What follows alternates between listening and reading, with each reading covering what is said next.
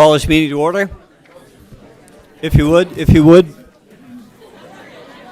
stand if able, please. I'd like to welcome a veteran who's going to lead us today in the Pledge of Allegiance. Sergeant First Class John T. Jeffrey. We're honored to have Sergeant Jeffrey here today with us. He started his military career with one war and ended it with another. John joined the Army in 1970 and served for a year in Vietnam. He was out of the service for 16 years before he rejoined the Pennsylvania Army National Guard in 1989.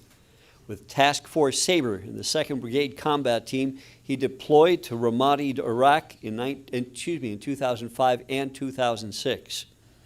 John worked full-time as a technician with the National Guard from 91 till 2010, and he held various positions in Scranton, Carbondale, and Taylor with the 1st Battalion of the 109th Infantry, and he was the 55th Brigade Non-Commissioned Officer of the Year in 1990. He retired as a Sergeant First Class in 2010 when he turned 60 years old. John continues to serve as the Public Affairs Officer for the 109th Infantry Regiment Association and is the Service Officer in American Legion Co-Conley Post 121. John's awards include the Vietnam Service Medal with 3 campaign stars, the Vietnam Campaign Medal, the Vietnam Gallantry Cross with Palm, the National Defense Service Award, 3rd Award, the Iraqi Campaign Medal, the Global War on Terror Medal, the Army Commendation Medal, 3rd Award, Army Achievement Medal, 2nd Award, and others. John, would you please lead us in the Pledge of Allegiance? If you're wearing a hat, I'd ask you to please uncover. I pledge allegiance to the flag of the United States of America and to the republic for which it stands, one nation, under God, indivisible, with liberty and justice for all. Thank you, sir. Thank you for your service. Thank you for your sacrifice. And Sergeant, if you would, join us up here, please. And if you would, we're going to take a quick picture with Sergeant in the event that he has to go anywhere else. Where do you want me at? Right over here. I'm on the outside. You guys are.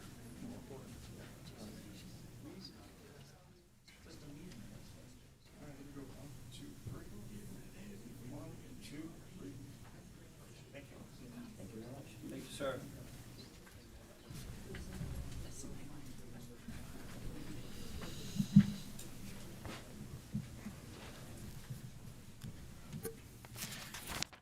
Reading approval of the minutes.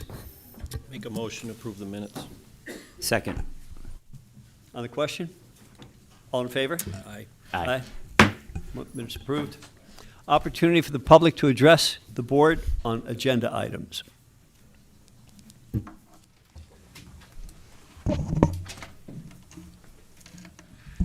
Good morning.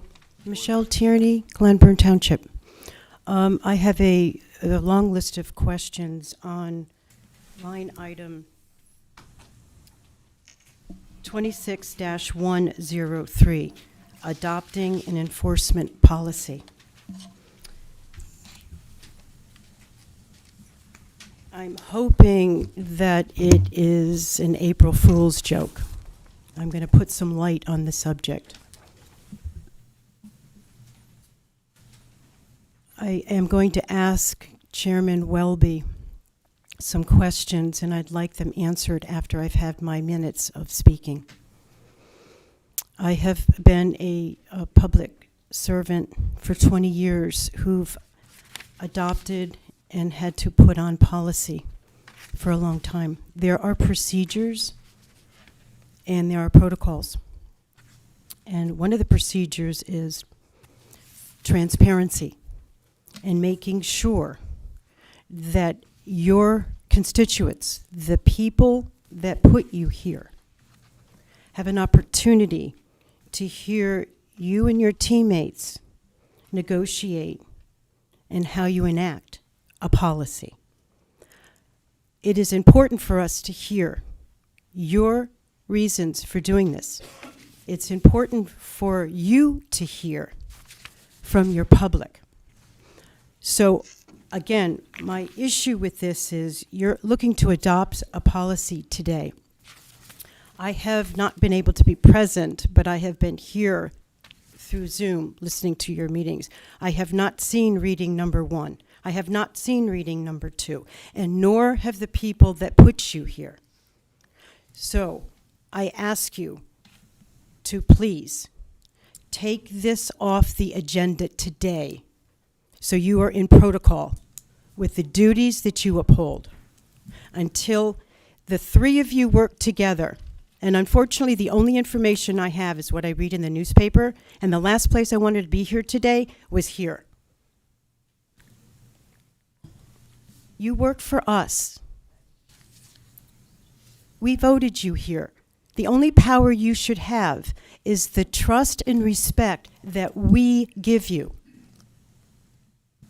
So, I'm going to ask you again to please take this off the agenda today. And during your speeches, I want the 3 of you to tell us, what proposal are you looking to put in front of us for us to help you debate and use as a compass to be able to do an incredibly important job in setting a policy on the people of your county? Thank you. Thank you. Ms. Chairman Tierney, Welby, I'm waiting for your answers. Ms. Tierney, just to clarify, this is a resolution today? Okay. There you are. It only requires 1 reading. An ordinance requires 2. Okay, but this is, you're saying you're adopting it. In order to adopt anything, It's a resolution, so it's not an ordinance. They only required to read ordinances twice. okay, an adoption. Okay, so have we seen the first one? So you're looking to adopt something today. We haven't seen the first one yet. This is a resolution. Okay, There's 1 reading for a resolution. is there have we been able to read it? It's been, well, And we're reading it today, and it was up, and we share all of the agenda items on our website, which was shared as of yesterday, 10 o'clock the day before. We share all the information. So this resolution has been up on the website, and it's been shared by media as well. And we will talk about this when it comes up on the agenda. So And- you and that's posted when we'll this. discuss it. Okay, I'm sorry, And I'm it sorry for can be, it interrupting. can't, any commissioner at that time can make a motion to table it. But we'll discuss that when it comes up on the agenda. So you posted this proposal at yesterday afternoon? Yesterday Yeah, morning. yesterday morning? It has to be posted 24 hours before the meeting. Okay, so it was 24 hours, it was yesterday before 10 o'clock? Yes. Is that respectful to the community? This is the most important policy. People have been here for months. Yes, and we've been debating this for quite some time. It's been discussed that something like this does take time.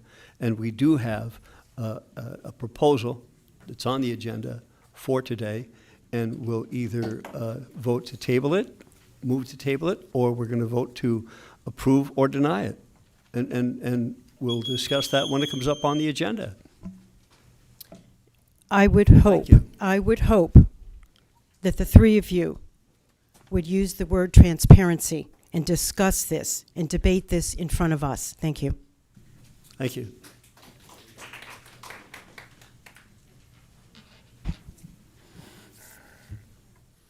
Good morning. I'm Will Cohen, and I'm still a Scranton resident of 16 years, and I'm still a faculty member at the University of Scranton, just as I was the last time you saw me standing here at the podium a couple of weeks ago. I do want to say to start out today, and this is not an April Fool's joke, that when I think of you commissioners sitting there having to listen to me as I get up here and speak to you yet once more, particularly if you disagree with my perspective on immigration and immigrants and ICE, by this point I do feel kind of bad for you. It must be annoying to listen to me again. If I were in your shoes, I might be tired of me by now, and not just me, of course, but a number of us. But I can say for my own part that if you feel that way, I understand, because honestly, I get a little tired of myself sometimes. But I'll say why I keep coming back on Wednesday mornings and putting you through the aggravation. It's because more than I feel sorry for you, although I honestly do, and it isn't an easy job, I feel much more sorry for that 8-year-old, 9-year-old, or 10-year-old child who has to have his or her loving, hardworking, tax-paying, community-enriching parent ripped away for no other reason than that the parent could not yet become a citizen in spite of having lived here since before the child was born in many cases, and doing everything possible to move their legal process forward in a broken system.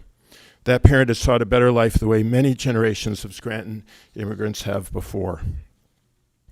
I'm a little worried that as it stands, more than a little worried, the Lackawanna County government policy put forward by Commissioner Welby amounts to a Protect Ourselves Act. The Protect Our Neighbors Act seeks to put the most vulnerable people first, but the county policy of Commissioner Welby doesn't actually mention those who are most vulnerable. It lacks certain things that need to be there in the resolution. It emphasizes the need for cooperation with a federal policy that's been morally condemned by very solid citizens, and I've been up here a number of times reciting statements from popes and other bishops, not because they're the only ones with moral standing, but they're a set of people among many who are really grounded morally, and they're people who say this is not morally acceptable, the current mass deportation policy. So we have to be careful not to pass something that is disregarding a national reality that many very grounded people are saying lacks moral right or good. I appreciate Commissioner Welby's desire to not be rashly saying more in a document like this than is necessary, but at the same time, there are certain things that do need to be there. I'm going to read a quote from from one document in particular. But I just want to preface it by quoting from the policy of Commissioner Welby that was released yesterday. This policy is also made with the explicit understanding that effective law enforcement requires cooperation among agencies at all levels of government. That emphasis is very different from what I think needs to be there because it emphasizes only cooperation and disregards, again, that environment and the moral factors in that environment. So I'm going to read 3 brief quotes. Federal law explicitly provides that state and local governments are not compelled to cooperate with the federal government in matters of the removal of aliens not lawfully present in the United States. A second quote. The 10th Amendment prohibits the federal government from compelling state or local governments to enforce federal regulatory programs. A third quote. Lackawanna County is not legally obligated to honor ICE detainers. A fourth quote. Pennsylvania counties have authority to control access to their facilities, including allowing, disallowing ICE agents from entering non-public areas without proper authorization. You might be familiar with these quotations because they're from our own county solicitor, Paul Walker, in his February 11th memo. We need those perspectives, those elements in whatever is passed, whether it's called the Protect Our Neighbors Act or something else, because they do protect people who are badly in need of it, who are vulnerable, and we can't pretend that that's not happening or we'll be whistling in the dark. Thank you. Thank you.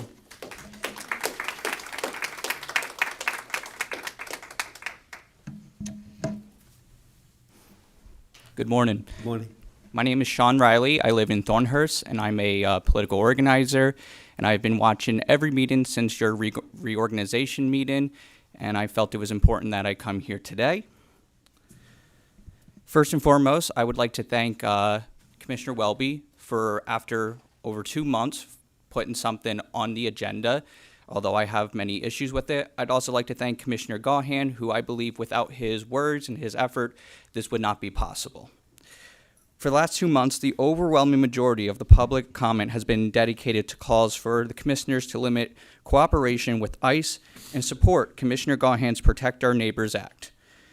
This has made me feel pride for our county, that we are going to lead by example. especially after the brutal ICE murders in Minnesota and the alarming amount of 287G agreements all across northeastern Pennsylvania. However, today, I am disappointed and insulted that not only is that ordinance not on the agenda, but it's at least it's something version of the agenda. During the last commissioner meeting, Commissioner Welby very briefly informed us that he had put together his own version of an ordinance and hoped he would have it ready for today. No information was shared about what was on it during the meeting, unlike Commissioner Bill Gaughan, who took time to explain his ordinance 2 months ago. However, that changed yesterday when Commissioner Welby's ordinance was placed on the agenda under the label of enforcement policy. Perhaps by design, this title could not be more vague. Perhaps it should have been called the Stand Down and Keep Our Mouth Shut policy. I took time to read this policy, and I have a few questions, and I hope that I receive answers sometime during today's meeting. Number one, why is there a desire to not be transparent with the public and be secretive about issues we're all concerned about? Even the solicitor's memo, which, according to 2/3 of the commissioners, was not good enough to be released to the public, and thankfully to Commissioner Gaughan, we were able to read that. Number two, why is there no mention of a ban on 287G agreements? If there is a concern about lawsuits against the county, the ACLU has determined that these agreements only bring more lawsuits and more spending for the county, on top of increased racial discrimination, which should be reason enough. Number three, why does this policy accept an administrative warrant as being acceptable for cooperating with ICE? A judicial warrant should be required, as it would be under the law in most cases. And number four, why is this version different and softer than even the initial one that was shared with the commissioners 2 weeks ago? I saw in the media, Commissioner Gaughan has stated that there was a different version that was shared with the commissioners, and it is not this version that is on the agenda today. That version, the public has not been able to read or know what is in it, and I would love to know what is in that and why that version is not on the agenda today, as it is apparently was closer to Commissioner Gaughan's Protect Our Neighbors Act. I challenge the commissioners to follow Commissioner Welby's words from the reorganization meeting back in January. Please place partisan and petty issues at the door and do what is best for the people who live in this county. I also hope that Commissioner Welby and Commissioner Chermak spend more than the usual 30 seconds that they usually do to provide some explanation on this issue, as it is the number one reason why most people have been attending these meetings. This is a decent first draft, and it certainly should be a minimum, but it is not enough, and it will not stop the people from coming out and speaking out. So it's my hope that this is not a desire to shut the public up, but really as a starting place, and hopefully following today, if this is passed, if this is tabled, whatever version is passed, my hope is that this is just step one, and step two will include a lot of the provisions that are in Commissioner Gaughan's Protect Our Neighbors Act. Thank you very much for your time. Thank you.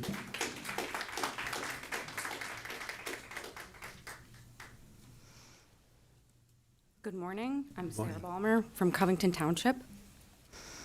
I have a couple questions. I almost didn't come today because I had no idea that an enforcement policy was actually in lieu of, I guess, the Protect Our Neighbors ordinance. Is this in place of the Protect Our Neighbors ordinance? This is a policy that's on the agenda for today. Is this in addition to or in place of the Protect Our Neighbors ordinance? I guess you would consider in place of. It's a policy that we are looking to bring up for a vote. Whether or not it reaches that, we'll find out when it comes up on the agenda. Okay. May I ask why the Protect Our Neighbors ordinance that we have all been showing up week after week after week to speak on, why that was never put on the agenda? The commissioners will address these issues when it comes up on the agenda. I have some serious concerns regarding the proposal I was able to briefly read last night. The most obvious and glaring issue is regarding HIPAA. Your policy instructs employees to maintain confidentiality and comply with HIPAA, yet also states they may disclose immigration status to federal agents. Under HIPAA, even acknowledging that someone is a patient or a client is protected health information. There is no HIPAA exception that permits disclosure of immigration status or service utilization to immigration authorities. This contradiction exposes the county and its employees to significant legal liability. And from a personal standpoint, I could not sleep last night. I had a migraine. I almost had an anxiety attack because I had so much hope in this commission. This moment feels especially disheartening as you had the opportunity to say to the immigrant community, we see you, we care about you, and we will use the limited authority we have to safeguard your constitutional rights. And for reasons that remain unclear, you chose not to do that.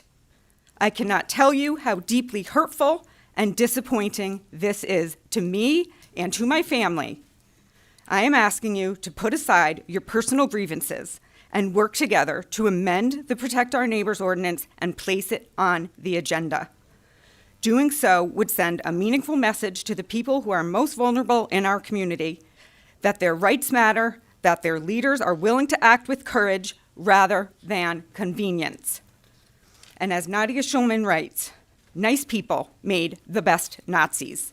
They were nice people who refused to make waves. They were lovely, kind people who turned their heads as their neighbors were dragged away. Thank you very much.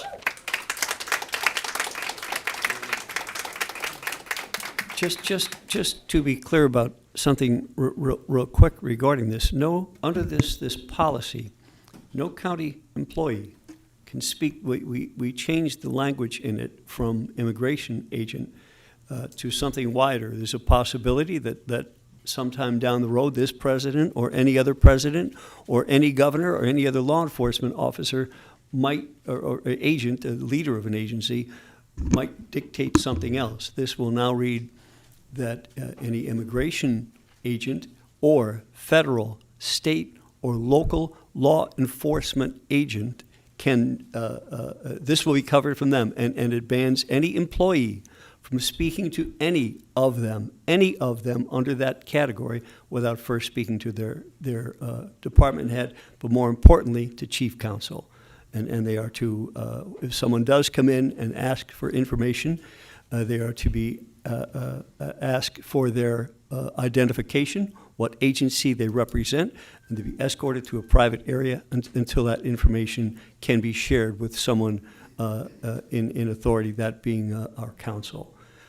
So just so you're clear on that our employees cannot speak to any of those agents until they speak with our counsel.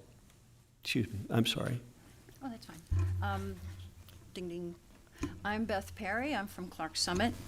And many people come and they speak about compassion for immigrants, the cruelty of ICE breaking up families, terrifying children, the violence of ICE, the damage to our neighborhoods and communities. But compassion does not resonate with or concern some people. So I would once again like to remind you that there is another concern to consider, and that is the potential cost to the county when voluntarily collaborating with ICE. Thus far, there have been more than 4,400 rulings finding that ICE has held individuals illegally, often without warrants or valid cause. The number of these lawsuits are surging, and counties that collaborate voluntarily with ICE are facing millions of dollars in liability for holding individuals on ICE detainers without a judicial warrant. Recent court rulings have reached well over $100 million in damages. The ACLU of Pennsylvania has contacted counties, I'm sure they contacted you, across Pennsylvania to remind councils that ICE has no authority to require counties to detain individuals or to disseminate information, and if they do, they are at significant risk of liability. In PA and across the USA, federal courts have held local law enforcement agencies liable, resulting in payment of substantial damages and attorney fees. A couple of examples are Suffolk County, New York, Los Angeles County, California, Maricopa County in Arizona, where the combined cost of litigation to these counties is $169 million due to their collaborating with ICE. In Pennsylvania, Lehigh County, Clearfield County, Clinton County, Pike and York counties have federal litigation suits filed against them. When localities choose to collaborate with ICE, they expose the county to the possibility of spending huge amounts of taxpayer dollars due to legal challenges. Remember, compliance with ICE is voluntary, and local governments that do not cooperate with ICE are usually not held liable. Immigration enforcement is the job of the federal government, and the county need not involve itself in any way whatsoever. I don't know how much money the Lackawanna County coffers hold, but I don't want my tax dollars to be spent on litigation that could have been avoided.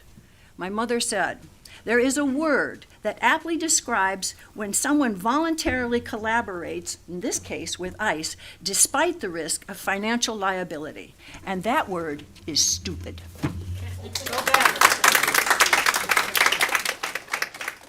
Good morning. Good morning, Kevin Gilbride, Scranton resident.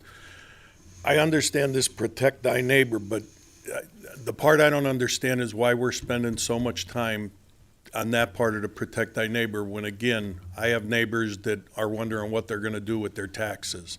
We're spending all this money on this federal stuff that really, I didn't think we ever controlled the federal government. So when it comes down to Lackawanna County, what can we do to help our older people in the area? The younger people have no problem. They could go to work and make more money. Some of the people, I haven't heard one person say their taxes got lowered. I think she made a mistake, but she's right across the street from me. More power to her. But the older people in the area are still facing the 33%, then the reassessment, and now you got a phone call every day coming into your house that we want to buy your house. What do we do when all these older people have to sell their houses? Where do they go? I don't understand why we're spending all this time on something that we can't do anything about, and we're not spending the time on the people in Lackawanna County. Thank you. Thank you.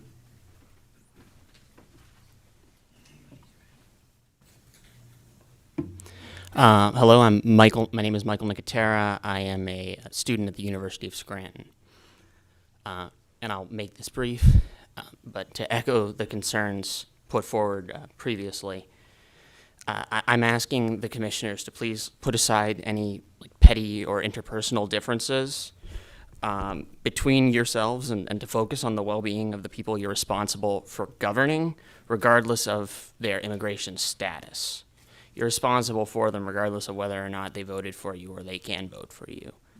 I really thought that with the Protect Our Neighbors Act put forward by Commissioner Gaughan, we had something special here and that could set a shining example for other municipalities in the region, especially as we've seen so many 287G agreements formalized over the past year or so. I think if this new watered-down resolution is passed, it will constitute a lack of respect and proper consideration for the many citizens who have come here and voiced their concerns in past months. This new resolution was mentioned vaguely last meeting, but only posted just before the legally required minimum period, and I think that reflects potentially an incentive on part of certain council members to give citizens and the press as little time as possible to disseminate information about this change. Commissioner Gaughan gave plenty of additional warning, to my knowledge, or additional time for the public and the press to consider the text of the Protect Our Neighbors proposal. So I just want to ask, please respect the valid concerns of your constituents and reconsider this resolution. People's lives might really be at stake, and this is not the kind of thing that should be in any way affected by interpersonal differences between commissioners. this is really important, and I think this has a lot more weight than maybe some people are giving it here. Thank you. Thank you.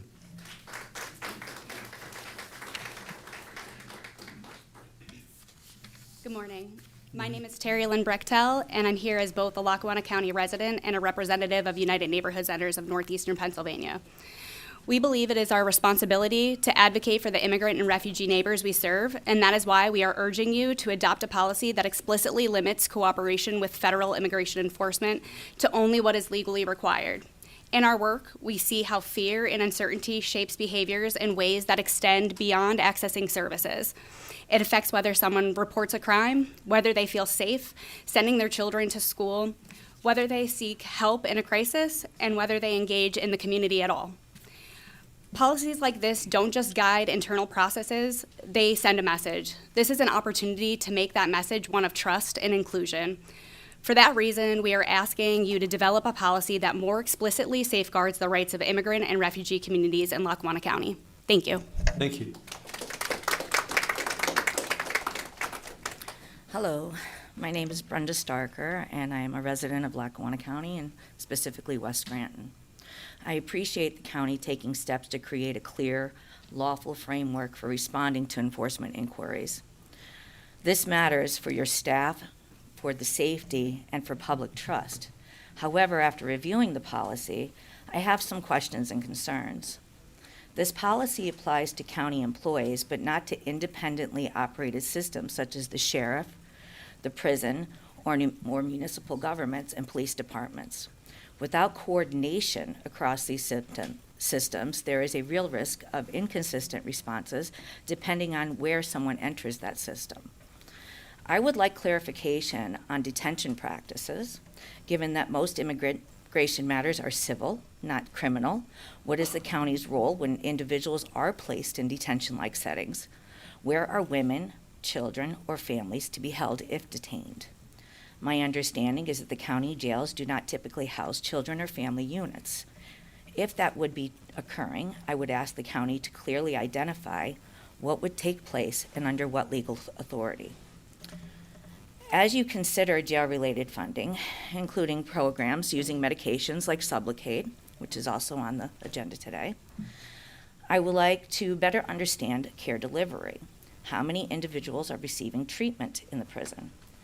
How is continuity of care ensured? And how is the county addressing risks associated with medication changes, specifically the substitution or elimination of prescribed medications due to availability or lack of availability, including critical medications such as seizure treatments, HIV meds, and behavioral health medications for conditions like psychosis and schizophrenia. And I would like to also understand how you will be addressing changes in withdrawal protocols, particularly given the prevalence of fentanyl and xylane in the current drug system. Most importantly, how can we assure safety for vulnerable populations when basic needs and consistent care may already be a challenge? If systems are strained, what is the plan to prevent future harm? What is the county's protocol if immigration enforcement appears at or near polling locations? And how will voters be protected from intimidation? Polling places must remain spaces of safety and access, and where people can participate fully without fear. Finally, I want to briefly address the economic impact. Research shows that increased enforcement reduces consumer spending. It decreases workforce participation and small business stability. In areas like South and West Scranton, immigrant communities are a vital part of the workforce. Small business bases, tax bases, all of that. When people are afraid to show up to spend money or access services, the entire local economy feels it. What is the county's plan to address that impact? And how will the public be able to see if those plans are working? Thank you.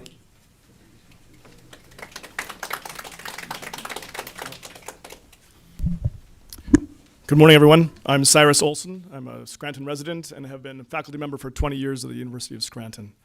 And I'll begin first in gratitude. I just want to say thank you for your work, as well as just look around everybody at who's here to say thanks for our neighbors and for showing up to talk to you about these matters. And I'll speak directly to the resolution that's going to be introduced later today by way of two stories.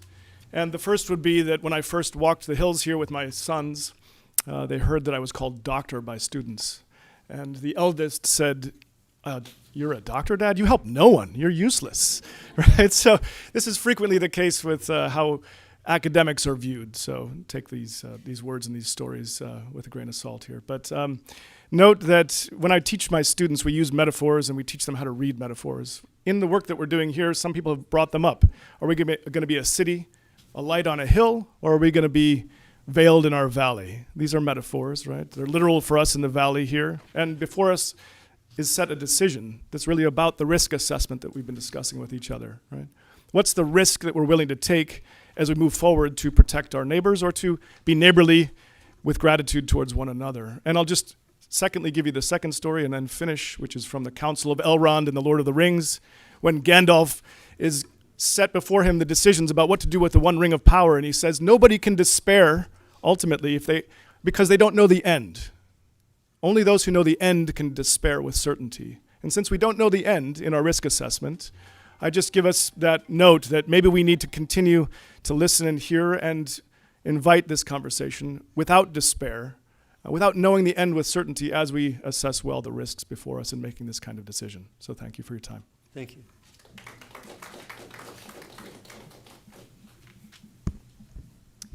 Good morning, Commissioners. My name is Jenny Gonzalez, and I'm here as a resident of the City of Scranton. I'm here to comment on Commissioner Welby's new proposal. After reading the proposal on today's agenda, I was very frustrated to see the skeleton version of the Protect Our Neighbors ordinance. In my opinion, this proposal does not protect the immigrant and refugee populations in our county. In fact, it almost read as if it were only intended to protect county officials and not the county residents. In the new policy proposal, there is absolutely zero language about, one, limiting county employees from voluntarily asking individuals about their citizenship or immigration status, and two, limiting county officials from assisting with immigration enforcement. Which brings me to what this policy includes, which is language on Federal Statute Title 8 of the United States Code, Section 1373, which reads, "Notwithstanding any other provision of federal, state, or local law, a federal, state, or local government entity or official may not prohibit or in any way restrict any government entity or official from sending to or receiving from DHS information regarding the citizenship or immigration status, lawful or unlawful, of any individual." However, if you read Villanova University's Farm Workers Legal Aid Clinic's analysis of the Protect Our Neighbors Act, this specific federal statute does not mandate that local officials take specific actions or inquire about a person's immigration status. It also doesn't prevent localities from implementing don't ask policies within their agencies. Crucially, the statute only prohibits policies that restrict the sharing of existing information with ICE. Therefore, if a county chooses not to collect immigration or citizenship data in the first place, there is simply no information to share with DHS. So my question to Commissioner Welby is why you left out language that would specifically protect non-citizen immigrants by simply limiting county agencies from collecting information about people's immigration status and limiting counties from assisting with immigration enforcement. This language, which was included in the Protect Our Neighbors proposal, not only ensures families can access vital services they help fund through their tax base, but also prevents unnecessary ICE detentions and family separations that fracture our community. The third critical point Commissioner Welby's proposal deliberately leaves out is language on prohibiting county agencies from entering into 287G agreements with ICE. In the Protect Our Neighbors proposal, there was specific language that indicated that no agency in the county would enter into 287G agreements that would permit state or local government entities to enforce federal civil immigration laws. Without this specific language, it leaves significant discretion for local agencies to voluntarily enter into these agreements, which would divert limited funds and personnel away from doing their jobs like investigating violent crimes. It would increase civil rights and racial profiling abuses and would result in immigrant communities not reporting crimes or cooperating as witnesses out of fear of deportation, which will ultimately increase public safety concerns for everyone in this county. Lastly, there is no language prohibiting honoring of immigration detainers in this new proposal. Under the Galarza case, the U.S. Court of Appeals for the Third Circuit held that ICE administrative detainers are not legally required by federal law to hold individuals beyond their legal release date based solely on an administrative detainer. Detaining individuals on this basis alone without a judicial warrant may result in individuals' Fourth Amendment rights being violated. So again, Commissioner Welby, why was this language on administrative immigration detainers removed from this policy proposal when you know this actually puts the county in a risky predicament, as the county can be held liable for violating individuals' rights under the Fourth Amendment? So again, I am here as a Lackawanna County taxpayer, a resident, someone who is employed in Lackawanna County, to support the Protect Our Neighbors ordinance. However, if you refuse to put this ordinance onto the agenda, which I'm talking about the Protect Our Neighbors ordinance, I urge the commissioners to draw a clear line in this new policy proposal, which would include federal immigration enforcement is federal responsibility, not a local one. By prohibiting immigration status inquiries, ending voluntary 287G participation, which is not a federal mandate, and refusing warrantless immigration detainers, we protect our county from costly lawsuits and keep our employees focused on doing their actual jobs. This isn't a radical request. It is the same standard Montgomery and Allegheny counties just passed to safeguard their communities and budgets. So I urge you to move the Protect Our Neighbors ordinance forward or add these stipulations to the new policy. Thank you. Thank you.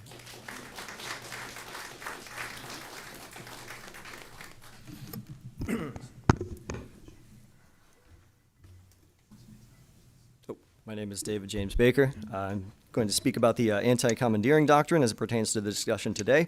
The U.S. Constitution allows state and local government the latitude to opt out of federal immigration enforcement via the 10th Amendment, specifically the anti-commandeering doctrine. It states the federal government, quote, may neither issue directives requiring the states to address particular problems nor command the states, officers, or those of their political subdivisions to administer or enforce a federal regulatory program, end quote. We, Lackawanna County, are well within our rights to opt out of directly participating in federal immigration enforcement operations. The anti-commandeering doctrine states that localities can't be forced, compelled to use their resources, personnel, facilities, etc., for immigration detention or enforcement, even if it, quote, inevitably frustrates, end quote, federal immigration enforcement, as was determined by the Supreme Court case of the United States v. California in 2019. SB 54, the law in California that was challenged by the United States federal government, prohibited state law enforcement from asking individuals about their immigration status or detaining individuals based on federal immigration hold requests. In its decision, the United States Supreme Court determined that SB 54 undoubtedly, quote, makes the jobs of federal immigration authorities more difficult, end quote, but ultimately upheld the law based on the anti-commandeering doctrine, further stating, quote, any obstruction caused by SB 54 is consistent with California's prerogatives under the 10th Amendment and the anti-commandeering rule, end quote.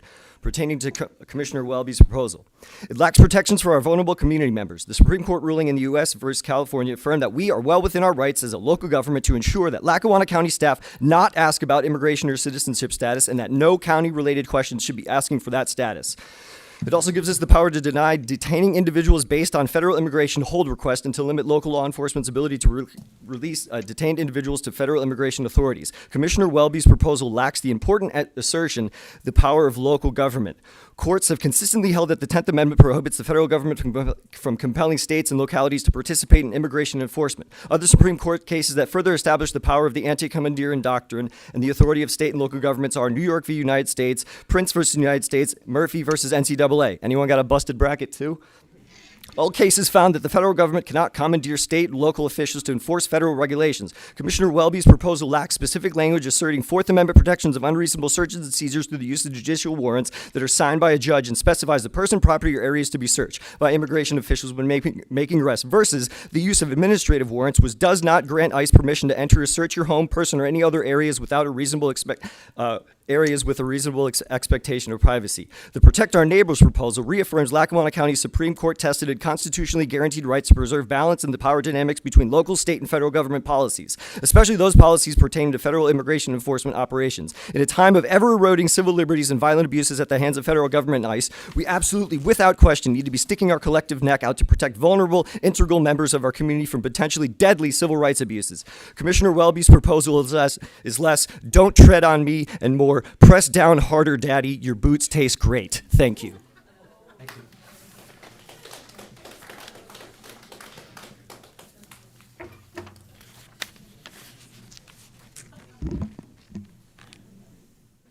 That's a tough act to follow, but I'll try. Hello, Commissioners. My name is Jessica McGuigan, and I'm a licensed professional counselor and a candidate for Democratic State Committee and a longtime Scranton resident. I've been here before, and the last time I stood at this podium, I talked about actions matching words. I have to return to that today because what is being introduced this morning is one of the clearest examples I have ever seen of a disconnect between the two. I have read in its entirety the proposed enforcement policy that you put up today, like late last night, might I add.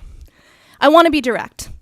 This is not a modified version of the Protect Our Neighbors ordinance. It's not a compromise. It's the opposite.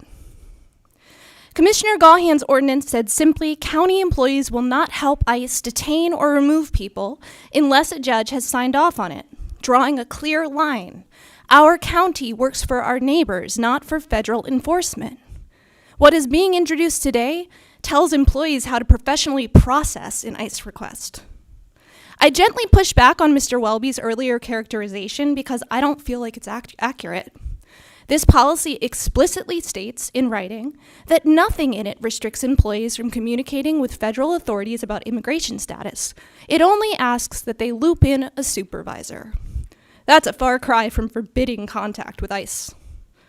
And then there's this, and I want to read this directly from the document. It says, and I quote, "This policy does not create any new enforcement authority, confer rights upon third parties, limit lawful law enforcement activity." What that means for the rest of us in plain language is this: the people that we have been talking about for months, our neighbors, have no protections under this document. If something goes wrong, if someone's harmed, they cannot point to this policy and say, "You failed me." That was written on purpose. This does not protect our neighbors. It protects the county from accountability while building a more orderly process for cooperation with ICE. And I'm angry about that. And I'm going to name it directly and clearly. Because meeting after meeting, your constituents have overwhelmingly shown up in this room to support the original ordinance. Parents, neighbors, professionals, people of faith, people who were shaking while they spoke, including me. People who took a real risk by standing at this podium because for some of them, being visible, being loud, being on the record is not without consequence. People who go home after these meetings and still have to navigate what it feels like to be unsafe in their own neighborhoods, in their own city, because of their heritage or the color of their skin. Some of us get to leave here and not carry that, including everyone who is in front of me right now. That privilege comes with a responsibility to speak and to demand better from the people who are elected to serve everyone in this room. And the response has been to rewrite the language, change the title, and present it today as if it's what we asked for. That is not compromise. That is dismissal, dressed up as process, and it's frankly insulting. It is exactly the pattern that I named the last time I was here, and you are telling us one thing and doing another. This document has left me no choice but to acknowledge that you simply must not care. And to be honest, that's heartbreaking. Not just politically, but as a human being watching this community show up over and over to be met with a document that was engineered to give their neighbors no protection and no recourse. Commissioners, your constituents have not been ambiguous. They have told you repeatedly and at personal cost what they need from you. And the question today is whether you are capable of letting their voices actually land, or whether you will continue to offer the appearance of action while delivering the opposite. I am asking you to table this policy and return to the Protect Our Neighbors ordinance your constituents actually asked for. Thank you.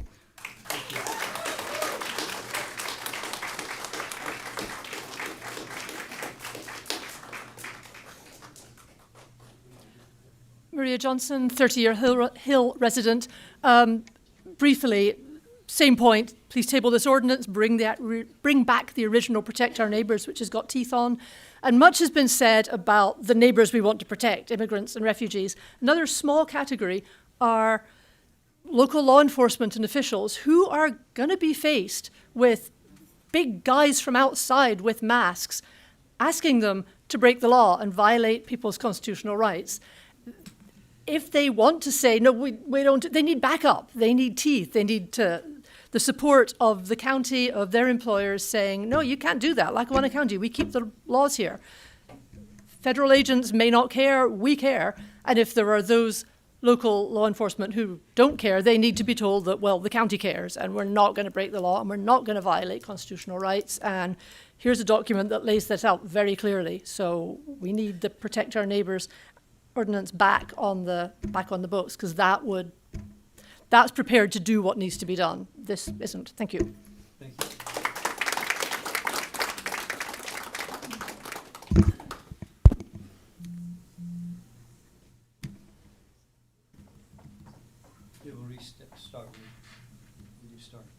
Oh, well, okay, gotcha. Okay. I should be better at this, having been here a few times now. Hello, Commissioners. My name is Julie Schumacher-Cohen. I'm a resident of the city of Scranton for 16 years. I'm here once again in support of my immigrant and refugee neighbors, vulnerable members of our community who fear the specter of indiscriminate mass deportations, of being harassed, racially profiled, or otherwise detained and deported without due process. So that brings us to the new policy introduced today. As others have shared, we appreciate that this issue continues to be on the forefront of commissioners' minds, and we appreciate that something has been put on the agenda for discussion. However, this policy, as currently formulated, falls quite short of truly protecting all residents of Lackawanna County, regardless of immigration status. My request today is that this policy be tabled and significant changes be made to it, or that we simply revert to the Protect Our Neighbors Act. In particular, I want to point out a few areas of concern. Nowhere in the policy does it state plainly that immigration enforcement is the primary job of the federal government, not local government or local law enforcement. There also has to be transparency in the policy around how supervisors will handle it, which should be to do only what is minimally required. The memo from a Villanova University Law School legal clinic analyzing the Protect Our Neighbors Act stated clearly that, quote, the Constitution permits state and local governments to opt out of participating in federal immigration enforcement. This policy is not opting Lackawanna County out. The Villanova Clinic also said that the ordinance fell well within the county's authority. As they shared, quote, courts have repeatedly affirmed that state and local policies limiting cooperation with federal immigration enforcement are lawful. The new policy never makes clear what the significant distinction is between an administrative warrant and a judicial warrant. Administrative warrants are not signed by a judge and are essentially non-mandatory requests. They are not court orders. And nowhere in the policy does it make it clear that immigration detainer use at local prisons is voluntary, not a requirement. And more importantly, that per the U.S. Court of Appeals for the Third Circuit, detaining individuals on the basis of an administrative detainer alone can expose localities to Fourth Amendment civil liability. In other words, this brings legal risk to our county. Why is all of this a big deal? Sending undocumented immigrants to ICE detention, where according to the Cato Institute, 95% of those detained have committed no violent crime, is not some small matter. They are being sent to private, for-profit prisons where many can't sleep like human beings because the lights are left on 24 hours a day, and there are other abuses taking place. Since January of last year, 46 people have died in federal immigration custody. These have included cases of medical neglect, such as a toothache that went untreated and was allowed to turn into septic shock and ended in death. This is also part of a larger detention nightmare, including the Dilley Immigration Processing Center in Texas, where reported court filings of abuse against children have included refusals to provide clean water, a bottle of water costing $36, rotten food contaminated with worms, dangerous lack of medical care, and sleep deprivation. And remember, our federal taxpayer dollars are paying for this instead of housing and health care. Ms. Rachel, who's been called the Mr. Rogers of today for her advocacy for children, has been lifting up these stories. One 13-year-old girl tried to slit her wrist with a plastic knife from the cafeteria after guards took away drawing materials, and she was put into isolation without seeing a doctor. Other stories include how the children chew their nails. Many have regressed to wetting the bed again. They are all deteriorating psychologically.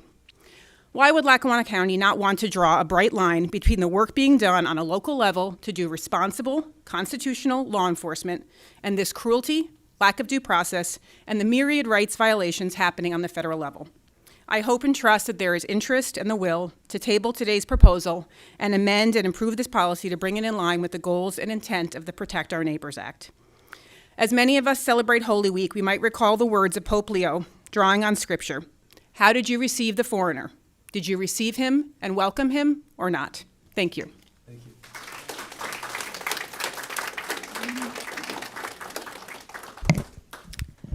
I'm Sister Jean Louise Bicchetti, and I'm a sister of IHM, Mary Wood, you would know.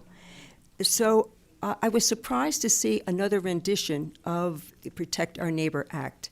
And I'm curious, Commissioner Welby, why would you align yourself with ICE agents, a group that has demonstrated inhuman brutality, disrespect for the law, and who have killed 2 U.S. citizens and are protected, tragically, by the U.S. Department of Justice? No justice here. Why would you put your loyal police officers in compromising situations? I think I heard that said too. I ask you to stop playing politics, begin to work together as a team for your people here in Scranton. Demonstrate moral courage, and most of all, integrity and compassion. I wager Pope Leo would not be supportive of your proposal. Thank you. Thank you.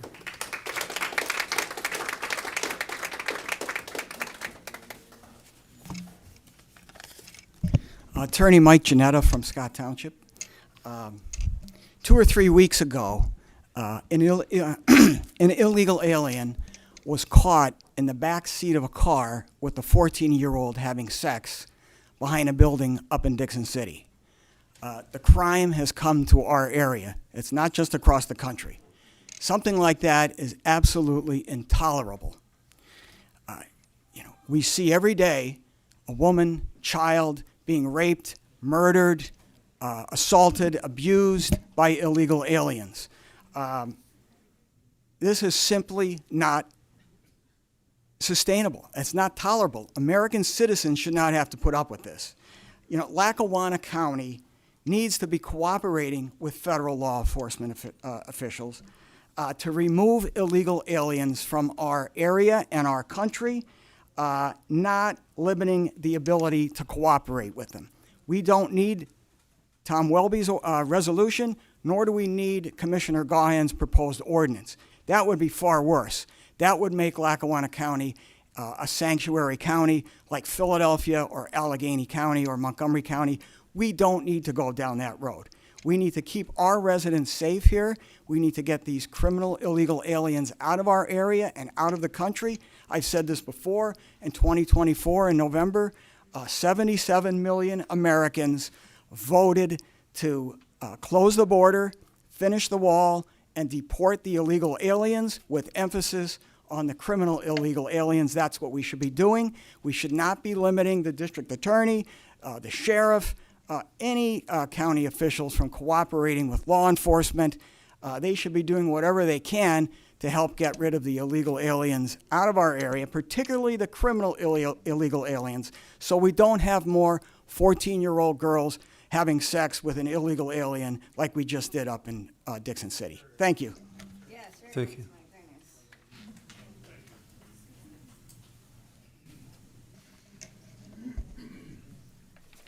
Good morning, Commissioners. Lorraine Cummings from Old Forge. Mike just talked about American voters. I'd like to talk about Lackawanna County voters. Kamala Harris received 59,510 votes in Lackawanna County. President Trump received 56,261. President Trump lost in Lackawanna County by only 1,630 votes. What you're proposing today does not represent the will of the entire county. It is frustrating to me to hear residents try to go against our police officers, whether they be federal or not. It's shocking, actually, that people are supporting people that are criminals rather than victims. I don't understand that mentality.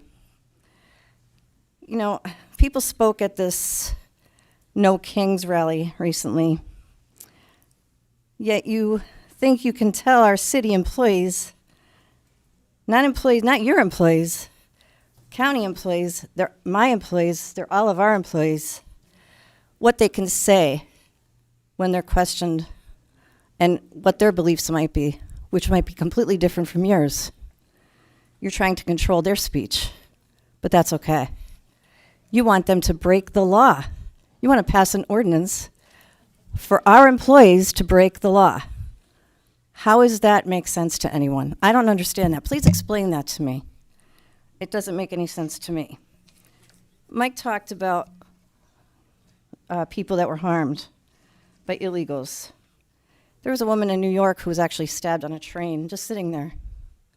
A man was allowed to be released 14 times. An illegal alien stabbed a poor young Ukrainian girl on the subway. That's okay? How is that acceptable to anyone? That's ridiculous. Why are citizens actually asking you to create an ordinance to break the law? That's my question. I don't understand that. I really want someone to explain that to me, because it seems backwards to me. I have lists and lists of poor people. I talk about bringing pictures in of people that were murdered and killed. I mean, we see it every day. That's okay. We see crime in Scranton. I'm not a resident of Scranton. It seems like a lot of residents here that are complaining or want this ordinance are from the city of Scranton. The crime in Scranton has skyrocketed. Why are you looking to create more crime in Scranton? I mean, do you not care about the residents that you represent here in Scranton, in the city of Scranton? I mean, in Old Forge, I would hope that if there was illegal aliens down in Old Forge, that they would be brought in and detained. And this was all explained in the prison board meeting last time I asked about it. The only reason that those two people got murdered, wherever they were, I forget where they were from, was because they were fighting our ICE agents, trying to prohibit them from doing their job. I would like to know how many of you here would stop a Scranton police officer from arresting someone. How many of you stop police officers in the middle of the street and blow whistles in their ears to prevent them from doing their job? It's shocking to see what's happening in this country, and it's shocking to hear that people want to continue that in our county. If you pass this ordinance, or any ordinance to prohibit what ICE is doing, we no longer have peace in our county. Then we will have the situations we're seeing in the news, where there's crowds trying to stop people from doing their job and acting insane, blowing whistles in ears of ICE officers and calling them horrible names and attacking them. In Hawaii, one of our ICE officers was just beat up. He was just standing there doing nothing. They threw water on him and beat him up on the street. Is this what you're looking for here in Lackawanna County? Because I'm not looking forward to something like that. And I can't imagine that any of the people that are standing here want that either. But yet here they are asking you to stifle the speech of employees here of the county, along with other citizens and officers. It's not your job. We don't need this ordinance or any other ordinance. And I implore you not to vote on this, or if you do, vote no. Thank you.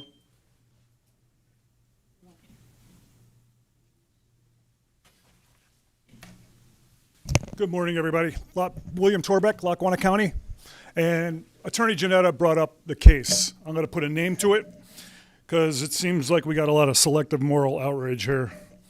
The name is Tajpal Kishore. Tajpal Kishore, living in Dixon City, which would be in Lackawanna County. He was held at the Carbon County Correctional Facility in Nesquehoning, so where were all the rape whistles, and I didn't see that on the news. All the people of violence that comes out when one of these illegal criminals get arrested. No rape whistles, no violence, no shooting at ICE.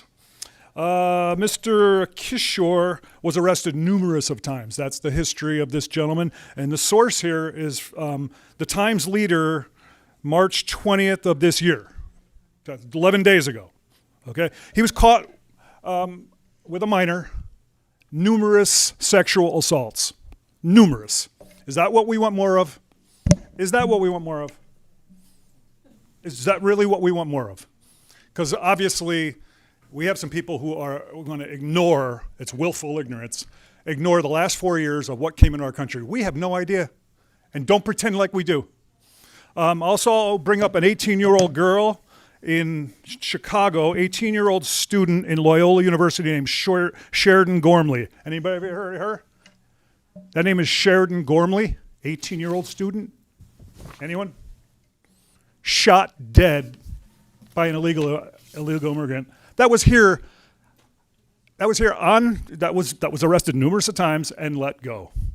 A mother of two name was Stephanie Minter in Virginia, just after Virginia just basically elected a particular Democrat who decided they're not going to enforce immigration laws. They're going to just ignore ICE. So that name is Stephanie Minter. Anyone hear of that name? Anyone? Stephanie Minter, mother of two? No, but we all know what ICE, those terrible ICE agents who were doing their duty and people got in the way of, interfered with them. And now we're supposed to be morally outraged, selective moral outrage. We're supposed to ignore the fact that these people, I believe the name Renee Good and Alex Preddy, got in the way of law enforcement. I'll leave it at that. Just Stephanie Gormley, Stephanie Minter, Sheridan Gormley, and let's remember this illegal in our area that was living in Dixon City. His name was Taj Paul Kishore. Okay? Thank you. Thank you.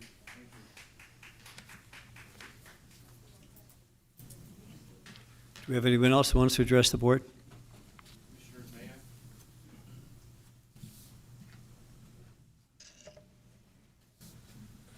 Good morning, commissioners, staff, and members of the public. Thanks for being here. My name is Gary DeBillio. I'm from Scranton, and this is unusual, but I stand here as a resident of Lackawanna County and not there as county controller to express my opinion on the new Lackawanna County policy dealing with federal, state, and local government inquiries, which is on your agenda today. I applaud you for advancing a policy to your agenda. As a citizen, I support a policy, although I'm not privy to what guidelines you may or may not have wanted in this final version. It provides guidelines when dealing with immigration agents, better known as ICE. We all want ICE to do what was originally promised by our government, which is to apprehend the worst of the worst illegal immigrant criminals. All criminals, whether they are illegal immigrants or legal U.S. citizens who have not paid a price for their crimes, should be held to account for their actions. However, unlike our trained local police, what we have seen are masked federal agents scooping people off the streets, too often without legal warrants and based on the color of their skin. That is not the America I know. Let's not sugarcoat it. Our policy you are voting on today is dealing with government agents that have killed people for protesting their aggressively hostile actions. Renee Good and Alex Preddy did not deserve to die. Yet our government not only won't take responsibility, they won't even apologize to the Good and Preddy families. That's not the America I know. There are political forces that want us to believe that the people crossing our southern border from South America are all rapists, murderers, drug dealers, or from insane asylums. That is a lie. The vast majority of people crossing the border are trying to escape famine, poverty, violence, war, and natural disasters. Quite simply, they are desperate. Most have only to cross the Rio Grande River to give their family a chance at a better life, not even knowing the legal way to enter our country. We are a nation of immigrants, and if our ancestors only needed to cross a river to save their families, instead of needing to cross an ocean by ship, our ancestors would have crossed us across that river. There was no swimming from Ireland, Italy, Poland, or anywhere else from Europe to get to Ellis Island. Show me one good father or mother who would not cross a river to save their family. We all want every person to come here legally, but the dire circumstances in Central America make that virtually impossible. In the meantime, let's hope that this new policy makes ICE take off their masks, stop racially profiling people based on the color of their skin, and stop detaining non-criminals without a legal warrant. Undocumented presence is a civil violation, not a criminal one. Detain criminals, not people working hard in our restaurants, in construction, and in landscaping, trying to feed their families. In closing, Lackawanna County is currently being invaded by data centers, which many people, including myself, are fighting. And we don't need to also be invaded by ICE agents from our own government. This is where I stand for the record as a citizen on this legislation. Thank you very much.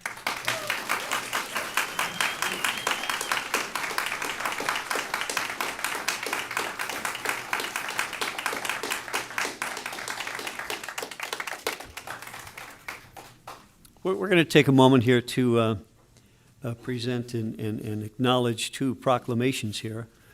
And if you would, the first is for the United Way and the Success by 6 initiative. Whereas the first 5 years of a child's life are a critical period for brain development, providing the essential foundation for all future learning, health, and behavior. And whereas a coalition of dedicated health education, parenting, and service providers, in particular the United Way Success by 6 initiative, has launched the Start Strong Together awareness campaign to ensure that every family in our community has the tools to thrive. The Start Strong Together initiative promotes vital cost-free resources, including dental, medical, and vision care provided by the Wright Center and by the Blind Association. Their in-home and community-based parenting, guidance through outreach and early Head Start, early intervention, autism screenings, and behavioral support services via the Northeast Intermediate Unit, the Lackawanna Susquehanna BHIDEI program, Friendship House and the Scranton Counseling Center, and direct connections to local school districts to streamline the transition to kindergarten. Now, therefore, we, Thom Welby, Chermak, and Billy Gaughan, commissioners of the County of Lackawanna, we do proclaim April 1st as Start Strong Together Month here in Lackawanna County. And we will bring up our guests in a minute, but we also want to acknowledge in particular the WRC, formerly known as the Women's Resource Center. Whereas sexual assault is a serious and pervasive issue affecting individuals of all backgrounds with lasting impacts on survivors and communities, Sexual Assault Awareness Month is observed each April to raise awareness, promote prevention, and support survivors. And whereas the 2026 theme, Together We Act, United We Change, highlights the importance of collective action in ending sexual violence, WRC Inc., formerly the Women's Resource Center, celebrating its 50th anniversary in 2026, provided services to 254 survivors of sexual abuse in Lackawanna County in just this past year alone, while delivering critical crisis response, advocacy, and prevention education throughout the community. And whereas all residents of Lackawanna County are encouraged to support survivors by listening, believing, and advocating for systems and policies that promote accountability, healing, and prevention while fostering a culture of consent, respect, and equity. Now, therefore, we, your county commissioners of the County of Lackawanna, do hereby recognize and proclaim April 26th as Sexual Assault Awareness Month in Lackawanna County. Do we have representatives from the organizations here with us today? Mr. Chairman, here to speak upon that is Mickey Dressel and Paul Stefani on the first proclamation. Thank you. Sorry. Thank you, Commissioners. Thank you, everyone, for being here. My name is Mickey Drutchell. I'm the administrator of the Lackawanna Susquehanna Behavioral Health, Intellectual Disability, and Early Intervention Program, and I am pleased to introduce to you Stacy Nybert and Paul Stefani. Stacy is the Executive Director of Discovery Montessori Preschool, and Paul is the Director of Education Services for the United Way of Lackawanna and Pike Counties. Thank you. Hi. Good morning, Commissioners. Hi. Thank you for giving just me the opportunity to make a couple of brief remarks. I did want to acknowledge before I started that there is a lot of passion in this room and a real strength of community that we see here today. And these are important matters that are before you. But while you are debating those important matters and continuing to give them the time and attention they need, the work around that still goes on, and that is partly what I wanted to speak to today. Myself and Paul have been working together on what is a large community-wide initiative with the potential to meaningfully improve outcomes for children, families, and our entire community through the Start Strong Together campaign. This campaign, led by Success by Six under the auspices of United Way, is rooted in a simple but urgent reality, which is that families with young children are not lacking services, they are struggling to find them and to access them. Across our communities, parents are navigating a fragmented system of early childhood supports, whether it's access to early learning programs, developmental services, health screenings, behavioral supports, all operating in parallel, but rarely in coordination. As a result, too many families don't realize what exists, don't know what they qualify for or what they're eligible to receive, and don't connect to services until it's too late. And we see the impact of that every year with children entering kindergarten without the supports they need to succeed. Start Strong Together is the response to that critical need. This is not just a campaign, it is a coordinated, county-wide effort taking place throughout April 26th. Over the course of a full month, we aim to increase awareness of all the services that are out there, share clear information, and guide families toward the available supports that are there. The centerpiece of this campaign, the moments where awareness turns into action, are three strategically located days of action. These are not typical outreach events. They are designed to be one-stop shops for families. At Saturday events in Taylor, Scranton, and Carbondale, families will be able to come in person and determine their eligibility for free preschool programs through pre-K counts, Head Start, early learning support programs, and find a program right there and then. Find and access and apply for affordable but quality childcare from as little as $5 a week. Connect directly with the early intervention services for children from both through to 5. Make that appointment. Get in front of the right provider. Find out who it is you need to speak to for the issues about that particular concern. Sign up for the health and developmental screenings that all children need to thrive. Access the behavioral health and family support resources, whether it's in the home or in the community, and engage with the local school districts. They're all in one place, and it's all at one time, with clear guidance focused on the programs, not the providers, so that families can leave with real answers and next steps. This approach aims to remove confusion, reduce duplication, and most importantly, meet families where they are. The strength of this initiative lies in the collaboration that Success by Six has led. They have brought together the partners through health, education, and human services to focus on prevention, early access, and school readiness. These are goals we all share and priorities that align directly with municipal leadership and school district outcomes. The bottom line is this: when children start strong, everything that follows, academic success, workforce development, community well-being, becomes more attainable. This is a practical, collaborative solution to a long-standing challenge. We appreciate the county's support, and we appreciate everything that you are doing to help us ensure more families get the help they need when they need it. Thank you. Thank you.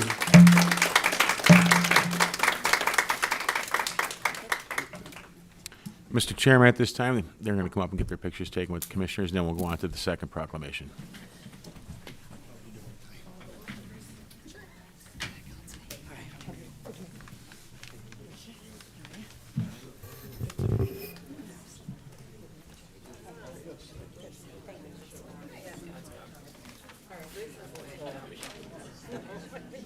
Okay, fair enough. Fair enough.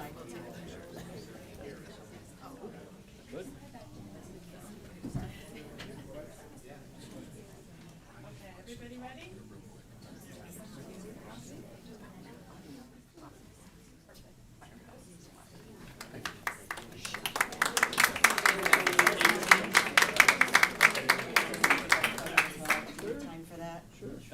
Sure.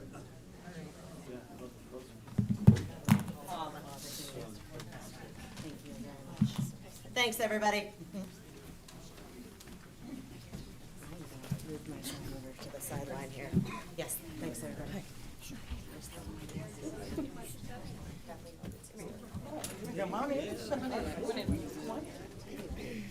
We need a wide angle. Make it work.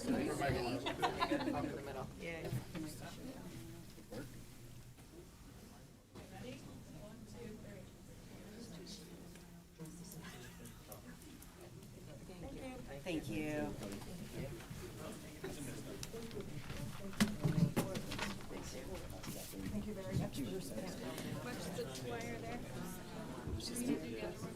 We could do the other one right now. Thom, we'll do the other picture now. Okay, great. Since you're here. Okay. Articulated it quite well. Hi, nice to meet you.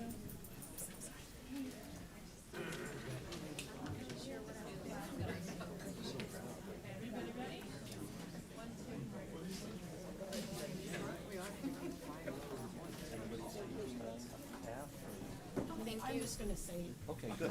Just Good. a few words. Chief, she's going to say a few words.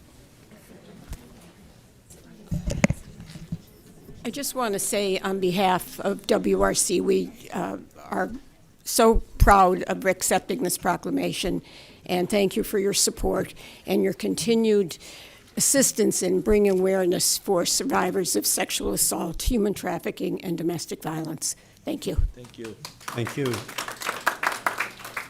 And thank you to all of the staff and the volunteers that have been working so hard and working so well on both of these initiatives.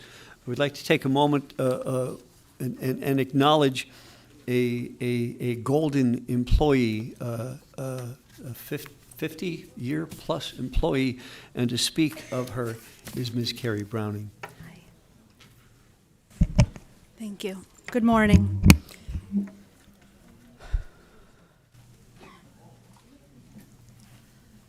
I appreciate the opportunity to celebrate the life of Pat O'Neill today. As many already know, she passed away Friday evening at the young age of 84. This was sudden for us at OIFS because just 2 weeks prior, she was running around the office as she had for the last 50 years, and that is not hyperbole. Pat has been a dedicated servant leader to Lackawanna County for the last 50 years. A classy woman marked with style and grace, she was the epitome of a professional whose work spanned decades. She ran a tight ship in the office, and everyone knew she was in charge, regardless of the person sitting as the director. Her command of punctuality and order kept hundreds of us in line over the years, and we're not quite sure we'll ever be organized again. A funny story about Pat is that she kept a green book. If she wasn't pleased with something you said or did, she would joke that she would put you in the book. And I caution you that this was not limited to our department, and some of you may have had the honor of being mentioned. We found her book earlier this week, hidden in plain sight on her desk. We've had so many laughs reading the excerpts that she wrote about so many of us. It has made this difficult time a little easier, and it truly was her last gift to us. Pat's obituary describes her as a loving and caring matriarch who lived for her family. The same can be said about her work family. She helped raise many of us who have worked with her longer than we would have imagined. She was a part of our marriages, births of our children, and unfortunately a few tragic losses. We treated her like our mother or grandmother, sharing our stories about our lives, relationships, and children. She always had sound advice that we often sought out. To say that our office is reeling from this loss is an understatement, especially since we did not have the opportunity to recognize and celebrate her dedicated career, nor did we get to say goodbye. But I can say with certainty that she loved us all, even though we drove her crazy, and she knew she was loved. Pat O'Neill was an icon who can never be replaced and will be missed dearly. Thank you so much. Carrie, I just want to say one thing. I am so sorry. Pat was a wonderful person. I remember when you and Pat had come up to my office for the proclamation when she had reached the 50-year mark of being a county employee. But she truly was a special person. Obviously, I didn't know her as well as all of you did, but just in the short time that I got to know her, she really was something else. So we're very, very sorry. And we join you and your co-workers and Ms. O'Neill's family and friends in offering our love and prayers and condolences to the family and to you all, which obviously are her work family. Thank you. Sure, thank you. Yep, thank you. Moving on to resolutions. Resolution 26-0098. Mr. Approving the current payables, be it resolved, the Board of Commissioners of Lackawanna County is hereby approve the following payables. Lackawanna County's General Fund, numbers 398470-399014 inclusive, totaling $3,232,954.23. The county's electronic fund transfers, including all payroll accounts, in total is $6,806,332.05. Adopted at regular meeting of the Board of Commissioners of Lackawanna County held on April 1st, 2026. Mr. Chairman. Do we have a motion to approve? Motion. Second. On the question? All in favor? Aye. Aye. Motion approved. Resolution approved. Resolution 26-0085. It's approving the Hazardous Materials Response Grant Agreement. Be it resolved that the Board of Commissioners of Lackawanna County is hereby approve and authorize the grant submission by the Lackawanna County Emergency Management to the Pennsylvania Emergency Management Agency for the Hazardous Materials Response Grant Agreement, adopted at a regular meeting of the Board of Commissioners of Lackawanna County held on April 1st, 2026. Mr. Chairman, here to speak upon that is our Director of the EMA, Mr. Thom Taylor. Morning, Commissioners. This is an annual grant we receive every year. This grant is usually around $10,000. It helps support the hazardous materials safety program in the county. It supplements money that we get we can purchase equipment and do maintenance on equipment we already own. So it's no cost to the county. It's 100% covered. That's good news. Motion to approve? Motion. Second. On the question? All in favor? Aye. Aye. Resolution approved.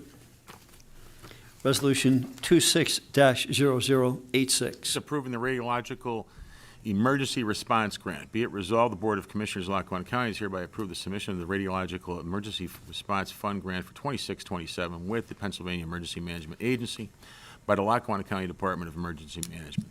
Adopt the regular meeting of the Board of Commissioners of Lackawanna County held on April 1st, 2026. Once again, Mr. Chairman, here is Director Taylor. Commissioners, this is a grant that we are a support county for Luzerne County for the Talon Energy power plant in Berwick. We receive, if there was ever a on-site emergency, we would receive evacuees to our area.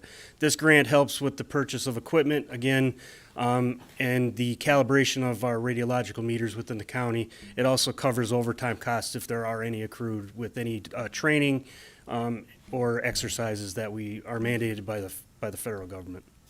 Thank you. Motion to approve? Motion. Second. On the question? All in favor? Aye. Resolution approved. Thank you. Resolution 26-0089. This is entering into a Fifth Amendment, the Food Service Management Agreement. Be it resolved, the Board of Commissioners of Lackawanna County is hereby enter into a Fifth Amendment to the Food Service Management Agreement between the Lackawanna County Prison and Aramark Correctional Services, LLC.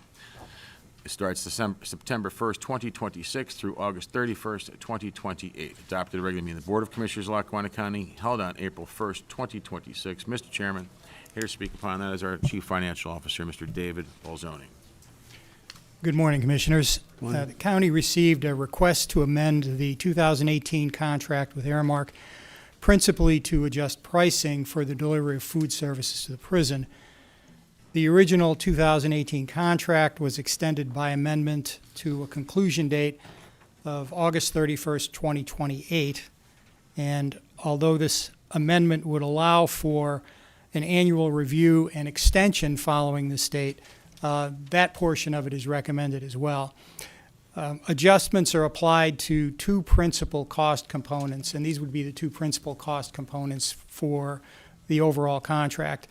Inmate meals, which are the significant portion of the overall cost, and also to a lesser extent staff meals. Using the pricing rationale that was memorialized in the 2023 amendment, cost increases cannot exceed the Bureau of Labor Statistics pricing measure of food away from home. And the most recent indexed measure listed an annualized cost of 4.1%. The amended pricing meets this benchmark requirement. And that requirement was memorialized in Amendment 3. I believe it was Amendment 3, where the pricing has to be consistent with the CPI benchmark. The gross cost increases to $1,184,633.78 for inmate and staff meals. The amendment does remove a certain category of revenue share, and there were two different components that of which this category consisted. The total amount of that revenue share for last year was $36,329.26, which if you remove that cost share, the revenue share, if you remove the revenue share, it increases the net cost of these two program categories to $1,220,963.04. It's still a fairly favorable adjustment in cost, and it falls well within the budget for food service by the prison. The unit cost of inmate meals at $1.432 remains favorable compared to a list of 9 peer counties in the Aramark program. We're actually the lowest out of 9 peer counties that are in the Aramark system. It's really their lowest unit cost for inmate meals. Staff meals at $3.626 are higher than their average of $2.85, but 3 of the counties do not offer staff meals and 2 use the same unit cost that's applied to inmate meals. So the pricing even on staff meals is pretty reasonable. The service costs have to be revisited on an annual basis. So the purpose of this amendment is really to adjust the pricing. Since the contract has 2 years remaining, we'll be revisiting this pricing a year from now. And again, it has limits based on the application of the annual CPI for food away from home. So we'll be working within that context a year from now. Based on the proposal submitted by Aramark and the value and consistency of service delivery, which is also important, and I'm sure to which the warden would attest, I'd recommend approval of this amendment. And in the prison board meeting, it also was brought up about besides the low cost that we show with these, there's very few complaints about the food as well, which was good to hear. Do you have a motion to approve? Motion. Second. On the question? All in favor? Aye. Aye. Resolution approved. Resolution 26-0090. It's approving the employee life insurance proposal. Be it resolved, the Board of Commissioners of Lackawanna County is hereby approve the county employee life insurance proposal from the Hartford. It's a 3-year contract to commence April 1st, 2026. Adopted at a regular meeting of the Board of Commissioners of Lackawanna County held on April 1st, 2026. Mr. Chairman, this resolution is to approve a 3-year contract with Hartford Insurance through Tri-Ben to provide the county's life and AD&D insurance. The contract will not have an auto-renew at the end of the 3-year term, which will openly allow the county to go out to market to ensure that we are receiving the best policy for the employees. All current life insurance benefits will remain the same as compared to what was offered through our current carrier, and there will be no disruption in the benefits during the transition. Hartford also offers an employee assistance program that is included with the contract. Tri-Ben went out to market with an RFP and received other quotes from various national carriers. Hartford was determined as the best option, saving the county almost $127,000 over the life of the contract. Mr. Chairman. Thank you. Motion to approve? Motion. Second. On the question? All in favor? Aye. Aye. Resolution approved. Resolution 26-0095. It's approving the submission of the PCC grant application. Be it resolved, the Board of Commissioners of Lackawanna County is hereby approve the submission of the Pennsylvania Crime on Commission and Delinquency grant application for Lackawanna County Treatment Court for medically assisted treatment provided by Armor Health at the Lackawanna County Prison for the amount of $168,825.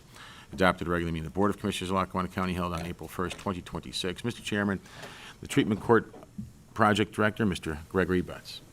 Good morning, Commissioners. So, as Chief Sheffer said, this is a PCCD grant. This is a 24-month grant at $168,000. The grant will begin July 1st, 2026, and June 30th, 2028. The grant is going to pay for Sublocade shots for some prisoners at Lackawanna County Prison. The cost per shot is approximately $1,550. That was the number given to us by Armor.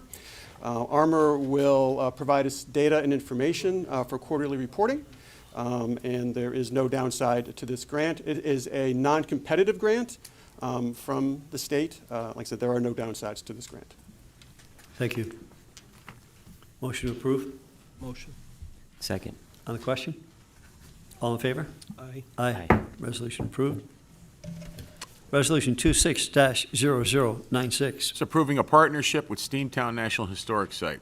Be it resolved, the Board of Commissioners of Lackawanna County is hereby enter into a partnership agreement with the Steamtown National Historic Site via the special use permit that will allow Lackawanna County coal mine staff to utilize the locomotive shop at the Steamtown National Historic Site to complete repairs and maintenance on the coal mine tour's car during the winter months. Adopted regular meeting of the Board of Commissioners of Lackawanna County held on April 1st, 2026. Mr. Chairman, here to speak upon that is our Director of Parks, Mr. Paul Bechtel. Good afternoon. Again, I'm here asking for the Commissioners for their approval of the partnership between the County of Lackawanna and Steamtown National Historic Site. It will allow us to utilize the shop, the locomotive shop in the winter months, and it will have the staff be able to work in a drier, warmer, safer condition when completing these tasks and repairs in the winter, rather than currently where they're doing now, working under a tarp, which is exposed to the elements. The partnership will also increase education and marketing of the coal mine tour. Per Megan Stevens at Steamtown, they also are in favor of this collaborative partnership that can leverage the unique strengths of both the sites and enhance visitor experiences and preserve our natural and shared industrial heritage. And they believe that integrating the narratives of the railroading and coal mining heritage will provide visitors with more comprehensive understanding of the region's natural and industrial history. Thank you. Motion to approve. Motion. Second. On the question? Paul, what you all been doing there, and also the Trolley Museum people, what you all been doing together with Steamtown is just terrific, and we have coming up in June a cooperation agreement with the park and Steamtown and the Trolley Museum with the twin of the Big Boy engine that's at Steamtown, which I'm sure many of you, if you've been to Steamtown at National Historic Site, you've seen Big Boy. It's just a massive train. There is one twin, so to speak, of it that actually is operating. It's going to be coming into town in June, in the middle of June, and we'll be staying here for a bit, and they expect tens of thousands of visitors to our region, and they'll be visiting our parks and our Trolley Museum, and thank you for all that you do. Thank you. All in favor? Aye. Aye. Aye. Resolution approved. Resolution 26-0101. Entering into an agreement with Pitney Bowes, be it resolved, the Board of Commissioners of Lackawanna County is hereby enter into a lease agreement with Pitney Bowes to replace the existing postage machines for the Department of Elections voter registration and the Office Services mailroom. Agreements to cost a combined $1,468.67 per month. Adopted a regular meeting of the Board of Commissioners of Lackawanna County held on April 1st, 2026. Mr. Chairman, Pitney Bowes has a proprietary technology which gives them an advantage over their competitors. This newer technology offers discounted rates, helps cut down on double feeding and mis-stamped postage, while also being the fastest and most efficient postage machine on the market. Also, the date and time stamp feature comes standard on the PB machines. This helps to ensure security and transparency with the election ballots when received by Election Bureau. Adding these 2 postage machines will make 12 machines used by Lackawanna County. With the sheer volume of the mail being generated by the county, Pitney Bowes has proven that they are the most reliable and consistent in the market, Mr. Chairman. Thank you. Motion to approve? Motion. Second. On the question? All in favor? Aye. Aye. Resolution approved. Resolution 26-0103. Lackawanna County, I'm sorry, go ahead. This is adopting an enforcement policy. Dealing with federal, state, and local enforcement inquiries. This is something that we appreciate all of the comments that have been made over the last several weeks regarding this, and it's not something that is easy to deal with. It's not something that is easy to come up with a resolution, a policy regarding this. And again, the policy does not allow any of our employees to speak with any law enforcement inquiries, including ICE, federal, state, or local. And as far as collecting information, well, I can't speak to that for some of the agencies that operate within the county, but I can speak that the employees will not be sharing any information without input from council. As far as the not including the 287G, well, these county commissioners will never approve an agreement with 287G, and that's I can tell you that Commissioner Gaughan would never approve it, and I can tell you that I would never approve it. There are a lot of issues that I know you all want to see included in this. This is something I've thought perhaps a motion to table it might be the thing to do, and hope that we can come to another agreement on it. But what we can do with this policy, in 2 weeks, in 4 weeks, in 6 weeks, at any time, we can add an amendment to it as we so choose, as whatever we choose. An amendment can be added to this at any time. That amendment can deal with anything at any time. So with that, do we have a motion? Well, I do have some other comments too. So as far as I know, as for a policy. Let me read the policy and. Well, let me go first. So, for policies, we don't have to vote on policies. Policies we can just put in place. So, and I've been hearing a lot about Protect Our Neighbors Act for an ordinance. Well, let me just say a few names here. We have a 24-year-old Kimberly Flores. We have 18-year-old Sheridan Gorman. We have 20-year-old Laken Riley. 37-year-old Rachel Morin. 20-year-old Kayla Hamilton. 37-year-old Megan Boss. 48-year-old Santiago Morales. 15-year-old Luis Lopez. 18-year-old Haley Hagelson. 7-year-old Ivory Smith. 10-year-old Alex Weiss Jr. Aurelio Orbez. 20-year-old Molly Tibbetts. 17-year-old Jamil Shah. So, that's a lot of names. Thankfully, none of them here from Lackawanna County. We're talking about protect our neighbors. Who's protecting them? Who protected them? They lost their lives because of illegal aliens, people that shouldn't have been here, people that had rap sheets, and people that ICE agents were looking for. My only comment is, I swore to take an oath here as a county commissioner to obey and defend the Constitution of the United States and the Constitution of this Commonwealth. As a county commissioner, I believe that the county and its employees should follow the law, and if there are any questions regarding what the law is, we should immediately consult with our county solicitor's office for guidance. I believe in the rule of law. I believe that law enforcement should enforce the laws that exist in this country, and that their enforcement actions should be performed lawfully. If their actions are not lawful, then there are laws in existence to deal with illegal actions by law enforcement, and they should also be enforced. And this part you're not going to like, but I cannot and will not be a party to any policy that has a potential to interfere with any law enforcement agencies to attempt to carry out their lawful duties, nor do I believe Lackawanna County should be a party in any such policy. I believe that a policy directed at these actions of immigration officials could make Lackawanna County one of the first sanctuary counties in the country. It would put a target on the backs of Lackawanna County and its employees. We would be exposing Lackawanna County and its employees for potential lawsuits from the federal government and those entities seeking to protect illegal immigrants. I refuse to put either the county or its employees in such a position. This policy will not provide a bright light procedure for our employees when dealing with law enforcement inquiries. Rather, it will create confusion and uncertainty.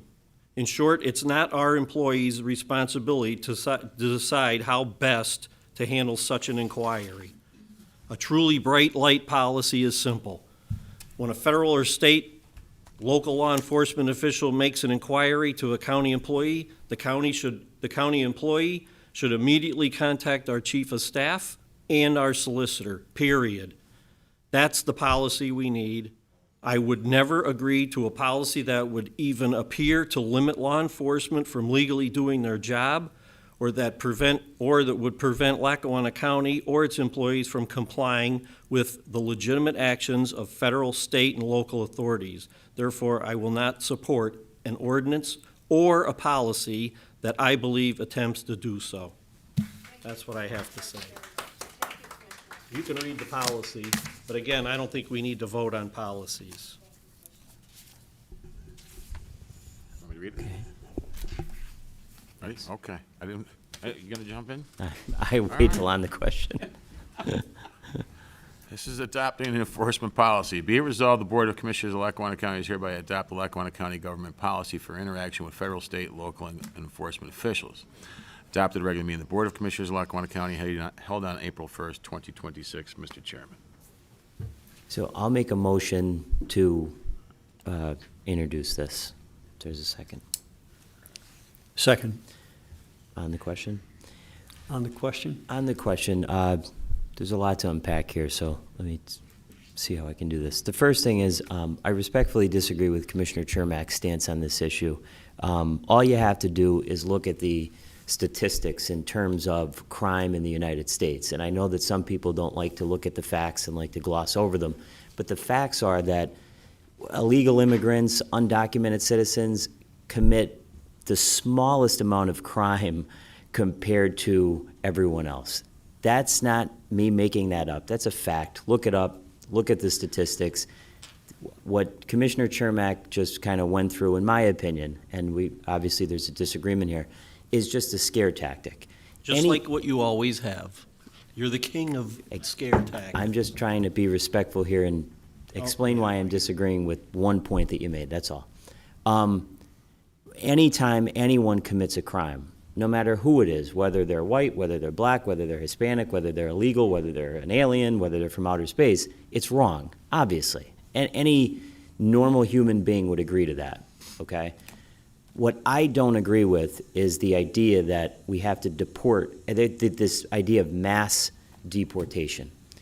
If they go through with their plan, their grand plan, Project 2025 or whatever else they call it, and they are successful and they deport every single person, every single immigrant, illegal immigrant, what are they going to do to the white people who commit crime? I mean, the concept just doesn't make sense to me. So I disagree with that.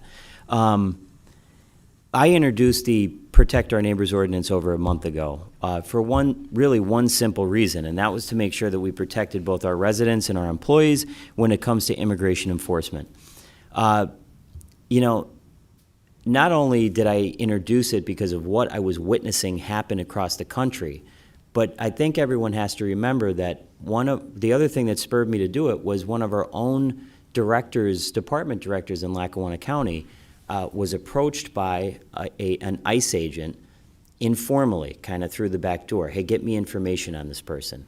That raised so many red flags and contributed to the effort that I made to put a policy, an ordinance in place so that that doesn't happen. Immigration enforcement under the Trump administration, in my opinion, has become very, very aggressive, chaotic, and in many cases frightening to ordinary people. Obviously, there's people who have showed up here over the last month and a half. Families being separated, individuals being taken into custody without clear judicial warrants, people being stopped and detained because of their accent or the color of their skin, American citizens who are detained, who are currently in detention because of these policies. Again, I'm not making this up. We've all seen the videos. We've all read the reports. This is happening and has been happening for quite some time. People being picked up at workplaces and neighborhoods and sometimes in front of their children. ICE agents storming neighborhoods and buildings and cities like a modern-day Gestapo, abandoning, in many cases, in my opinion, the rule of law. Whether you agree with what they're doing or not, no one should be comfortable with county employees potentially being put in the middle of that chaos without clear rules and protections. Federal immigration enforcement, obviously, is the responsibility of the federal government, not local county workers. And the Constitution is clear. If the government wants to detain someone or access certain records, they need a judicial warrant signed by a judge. Now, the ordinance that I put forward over a month ago would have simply put that into law. It would have created a clear, bright line that without a judge's warrant, the county does not participate in immigration enforcement. Now, let me say this. In normal times, and we're not in normal times, in my opinion, most normal people would not even be thinking about ICE or about this whole issue in general. But because of the aggressive and unlawful actions that we all have eyes in our head, we can all clearly see what's going on here, of the federal government and ICE, I strongly feel that we have to protect our residents and protect our employees because I think that we are headed down a very dark and dangerous road. Now, there are some who will say, well, that's not really happening in Lackawanna County. It is. You may not see it. Most of us don't see it, but it is. There have been, over the last month and a half, several people have gotten up and have given very specific situations that have happened in South Scranton and throughout Lackawanna County. Whether you agree with it or not, it is happening. And I think it's incumbent upon us as elected officials to say, this is what they're doing. Here's the road that they are potentially going to go down, and we should be proactive instead of waiting until it happens and then reacting. Now, the policy on the agenda today put forward by Commissioner Welby takes a somewhat different approach. And before I give my comments on this, let me just say, I have great respect for Commissioner Welby. I appreciate that this is even on the agenda for discussion, although I have some disagreements with it. But there is no, people brought up pettiness and all that. The only thing I'm interested in doing is getting something done because I feel very strongly about this. If I didn't feel strongly about it, I wouldn't be talking about it and I wouldn't have put something forward myself. The policy that Commissioner Welby put forward, instead of setting firm rules, provides guidance. What employees should do, who they should call, and how to respond. Now, that's not necessarily a bad thing, but in my opinion, it does not go as far as I believe it should. It leaves gray areas where I would prefer, and I think most people that got up and spoke today would prefer clear boundaries.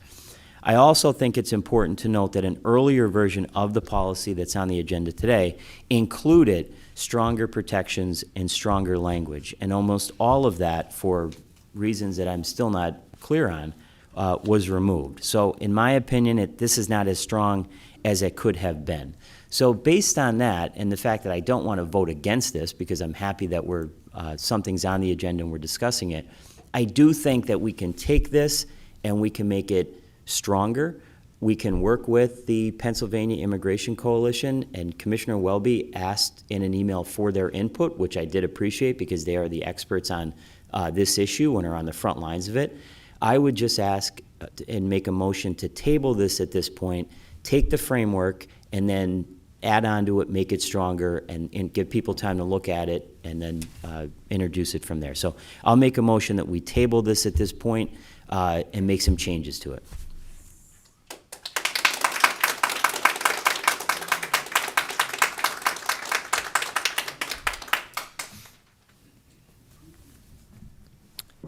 Second.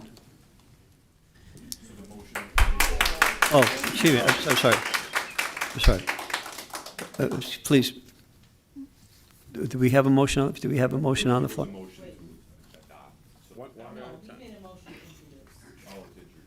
And then I made a motion to table it. So I made a motion, Commissioner Welby seconded it. Correct? You seconded it, right? Yes. On the question, I hesitate tabling this. It took a lot to get here, and again, what we have here is something that I think, there's been interpretations that people have quoted, and in those interpretations, the caveat is that it is likely that if we were to enforce any of the things that would have been included in the ordinance, it is likely that we would not be prosecuted or sued for it. Likely that we would not be prosecuted or sued for enforcing the ordinance that was originally opposed. Likely not sued, likely not prosecuted. Doesn't work for me. It's just, I don't know how anybody could agree to that, but that's a big issue for me. I'd like to see this go forward and adopt it and move forward with these guidelines tomorrow, not waiting, and then amend it as we see fit. We might want to amend it to include language, even though I feel very strongly about 287G, and I know Commissioner Gaughan feels very strongly about 287G. Maybe we could include that as an amendment in the future. Tabling this now, I don't know what we're going to come up with in the future, if we're going to come up with anything in the future. But I respect Commissioner Gaughan and his passion for this, and so that's my comment on it. All in favor? Aye. I'm sorry. I'm just saying, you're voting on. This is the motion to table. Motion to table. Yeah. Aye. Aye. No.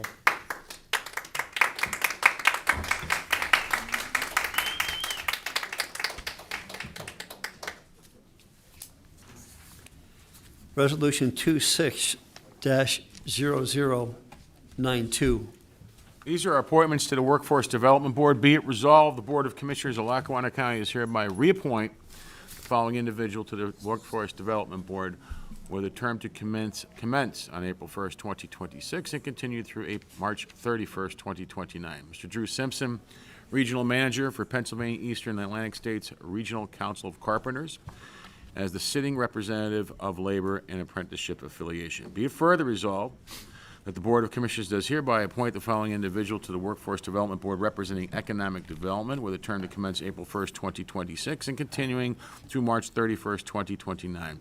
Mr. Thom Carlucci, he's the Director of the Lackawanna County Economic Development Department and representing the economic or development, community development sector. Adopted at a regular meeting of the Board of Commissioners of Lackawanna County held on April 1st, 2026. Mr. Chairman. Motion to approve? Motion. On the Second. question? Second. All in favor? Aye. Aye.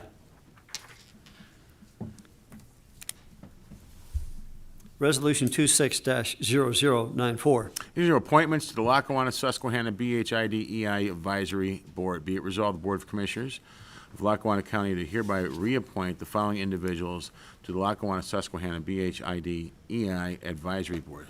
Ms. Sarah McDonald of Scranton, a term to begin immediately and expire December 31st, 2028. Mr. James Scott of Clark Summit, term to begin immediately and expire December 31st, 2028. Commissioner Chris Chermak, term to begin immediately and expire December 31st, 2026. Be it further resolved that the Board of Commissioners of Lackawanna County is hereby appoint the following individuals to the Lackawanna Susquehanna BHID EI Advisory Board. Richard Kane of Scranton, term to begin immediately and expire December 31st, 2028. Adopted at a regular meeting of the Board of Commissioners of Lackawanna County, held on April 1st, 2026. Mr. Chairman. Motion to approve? Motion. Second. On the question? Thank you to those that are being reappointed. Also, welcome to Mr. Kane from West Scranton, who will begin his service with this group. All in favor? Aye. Aye. So moved. Resolution 25-0097. These are appointments to the Lackawanna County Redevelopment Authority. Be it resolved, the Board of Commissioners of Lackawanna County is hereby reappoint the following individuals to the Lackawanna County Redevelopment Authority. Mr. Timothy O'Brien of Dunmore, term to begin immediately and expire December 31st, 2030. Mr. John J. McNulty of South Abington Township, term to begin immediately and expire December 31st, 2029. Be it further resolved, the Board of Commissioners of Lackawanna County is hereby appoint the following individual to the Lackawanna County Redevelopment Authority. Colby Calley of Dunmore, term to fill an unexpired term and to begin immediately and expire December 31st, 2027. Adopted at a regular meeting. Board of Commissioners of Lackawanna County held on April 1st, 2026. Mr. Chairman. Do we have a motion to approve? Motion. Second. On the question? Thank you to Mr. O'Brien and Mr. McNulty for your continued service, and welcome to Mr. Calley. All in favor? Aye. Aye. Aye. Motion approved. Resolution 26-0010, 26-0100. It's an appointment to the Lackawanna Heritage Valley Authority. Be it resolved, the Board of Commissioners of Lackawanna County is hereby appoint the following individual to the Lackawanna Heritage Valley Authority. Joe Guido of Scranton, term to begin immediately and expire December 31st, 2030. Adopted at a regular meeting of the Board of Commissioners of Lackawanna County held on April 1st, 2026. Mr. Chairman. Motion to approve? Motion. Second. On the question? All in favor? Aye. Aye. Resolution approved. Resolution 26-0093. These are appointments to the Lackawanna County Fair and Recreation Authority. Be it resolved, the Board of Commissioners of Lackawanna County is hereby appoint the following individuals to the Lackawanna County Fair and Recreation Authority. Elizabeth O'Brien of Troop, term to begin immediately and expire December 31st, 2029. Brooks Hanna of Moscow, term to begin immediately and expire December 31st, 2026. Gary J. Ford of South Abington Township, term to begin immediately and expire December 31st, 2029. Gerald Smurl of Scranton, term to begin immediately and expire on December 31st, 2027. Be further resolved, the Board of Commissioners of Lackawanna County is hereby reappoint the following individual to the Lackawanna County Fair and Recreation Authority. Sherry Pritchett of Scott Township, term to begin immediately and expire December 31st, 2030. Adopted at a regular meeting of the Board of Commissioners of Lackawanna County held on April 1st, 2026. Mr. Chairman. Motion to approve? Motion. Second. On the question? All in favor? Aye. Aye. Motion approved. Resolution 26-0104. These are appointments to the Lackawanna County Library Board. Be it resolved, the Board of Commissioners of Lackawanna County is hereby reappoint the following individual to the Lackawanna County Library Board. William Zacher of Scranton, term to begin immediately and expire December 31st, 2026. Be it resolved, the Board of Commissioners of Lackawanna County is hereby appoint the following individual to the Lackawanna County Library Board. Bo Lotney of Dunmore, term to begin immediately and expire December 31st, 2028. Adopted at a regular meeting of the Board of Commissioners of Lackawanna County held on April 1st, 2026. Mr. Chairman. Motion to approve? Motion. Second. On the question? All in favor? Aye. Aye. Resolution approved. Motion 26-0087.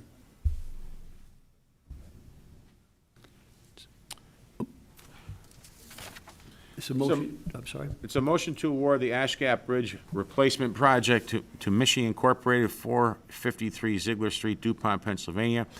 The lowest responsible bidder with a total bid of $1,480,000. Here to speak upon that is the county engineer, Mr. Frank Suma.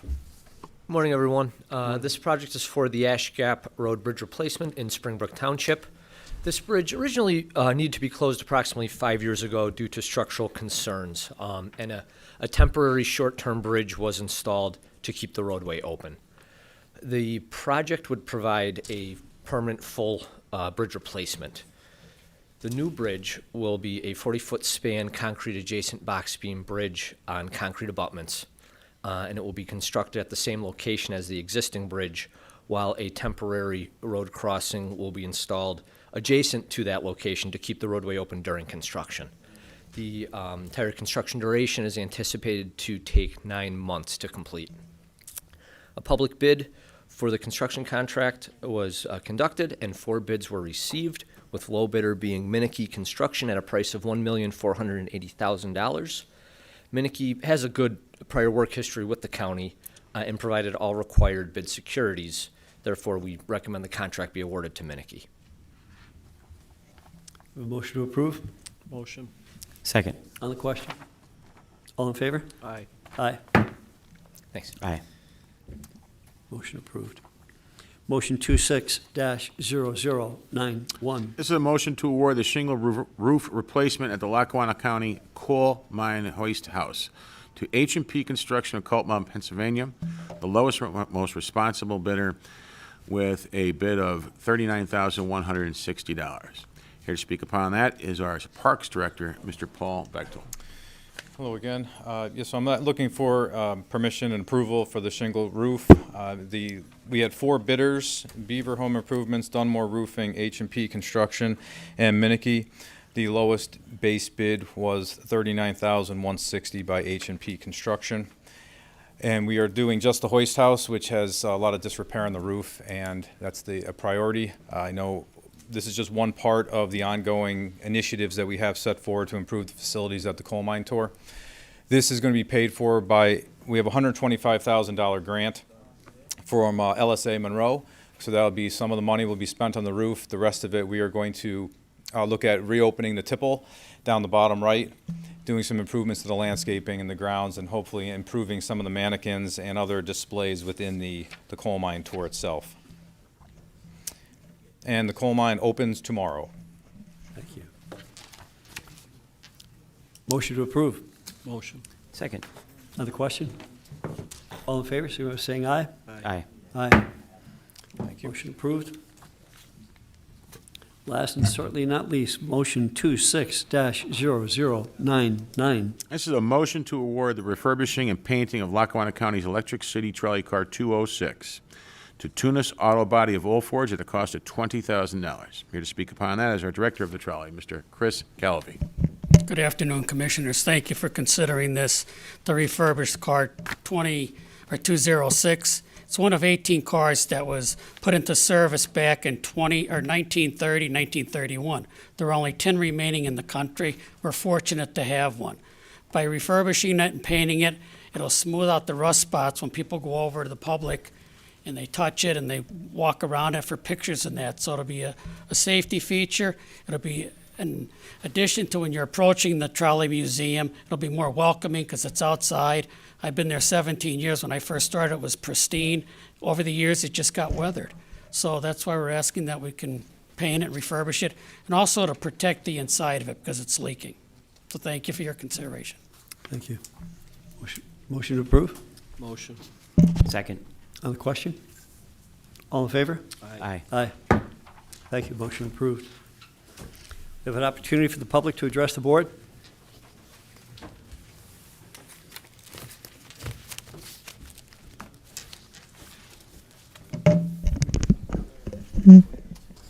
Hello.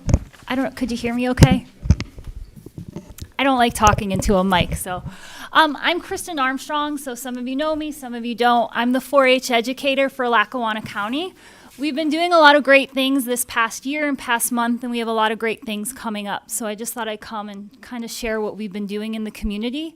So first of all, this March was Ag Literacy Week. Lackawanna County actually participated for the first time ever, and it was greatly received. We read to about 100 first graders at Carbondale Elementary, and we taught them about agriculture. So one fun fact I'll actually share with you all so you can see what the kids were learning is 1 acre of soybeans makes 82,000 crayons.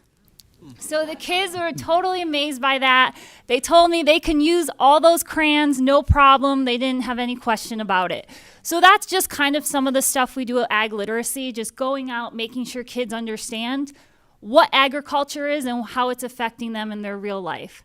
We also did another program this March where we have to do, we don't have to do, I make the kids do, community service. So we decided to make paper flowers for our veterans at the Gino Murley Center. They'll actually get delivered tomorrow. So we made about 200 flowers. This way they could keep them and hopefully brighten up their spring a little bit and add some joy to the community. Also, the last thing I've been working on that I'm actually very excited about is our Junior First Responders program. I know it's something that you commissioners were looking for. First of all, I have no idea about first responders and what they do. I'm going to be totally honest. If there's a fire in my house, I know how to dial 911. I don't even know how to change a smoke detector. So I appreciate everything that they do. So the city of Carbondale, Michelle Bannon, our mayor, and the fire department have been nothing but supportive in this program. So that's where we're going to start it. Our open house is April 21st from 5:30 to 7:30. So I hope everybody could come. I'm telling everyone to bring people, bring kids. We look forward to having everyone there. We've also reached out to the Scranton Fire Department. We had an impromptu meeting with them this week, Dan Hollowich, and they're 100% behind this. They're going to bring one of their arson dogs to one of our working dog clubs so that kids could see that. I didn't know that Lackawanna County even had an arson dog. So I'm learning more and more about this program. Also, I like to take it one step beyond this. So I've been thinking, if kids don't just want to be a firefighter, EMT, something in that emergency preparedness field, how else can I get them in this program to add to our county in Lackawanna? So I've reached out to the medical college, and they're willing to partner with us in this program and try and bring in some of their students to help our students. And then I like to talk, so when I see the time going. And then we also have some other programs that are going to be happening that tie into this first responders program. Guy Singer is going to be doing a Kids in the Garden safety program. We have a yoga class starting, and we're starting Walk with a Doc this year in Scranton for our kids to get familiar with what doctors do. So Dr. Daniel Schust has offered to come and be our first doctor to walk with kids. He's also a native to Lackawanna County, and he also attended college here at the Commonwealth Medical College. So kids can see what we can offer them here in Lackawanna County. Thank you. Thank you. We just, the three commissioners here just absolutely love your passion for what you're doing, and also for the programs that you allow our kids and adults to participate in. Well, the EMS thing that's important to me. I started, I don't even want to know how many, 40-some years ago as a first responder, and when I first started, there wasn't enough room on the vehicles for all the volunteers that showed up.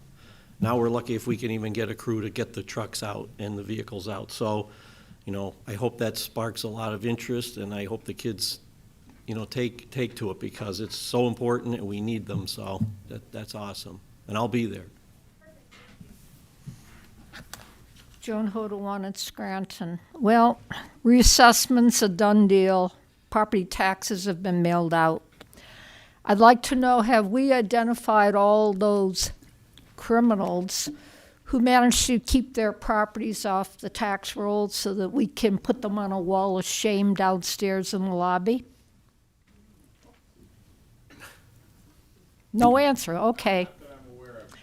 Well, my parents' house was built in 1964 after our other house had caved and we lost everything. The house and the land were assessed at $15,000. The reassessment reassessed them at $141,400. But guess what? The taxes went down 40%. So you see, there is a God. Now, I would like to know, where are all the people that were concerned that their taxes are going to go through the roof? I would like to see them come forward now. And also, this is what I want.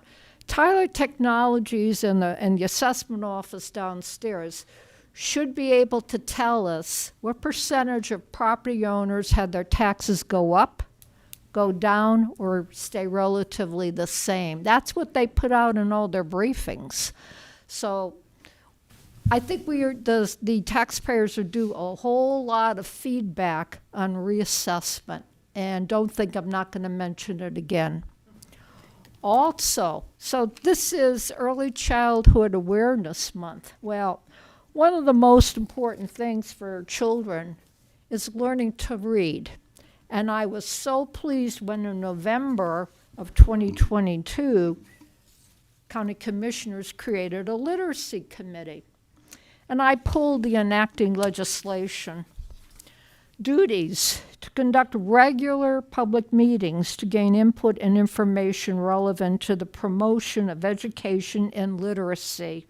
Another one: to make an annual report to the Lackawanna County Board of Commissioners of its progress, findings, and recommendations. Well, as I told you before, I stood downstairs for the January meeting, doors were locked. February meeting, doors were locked.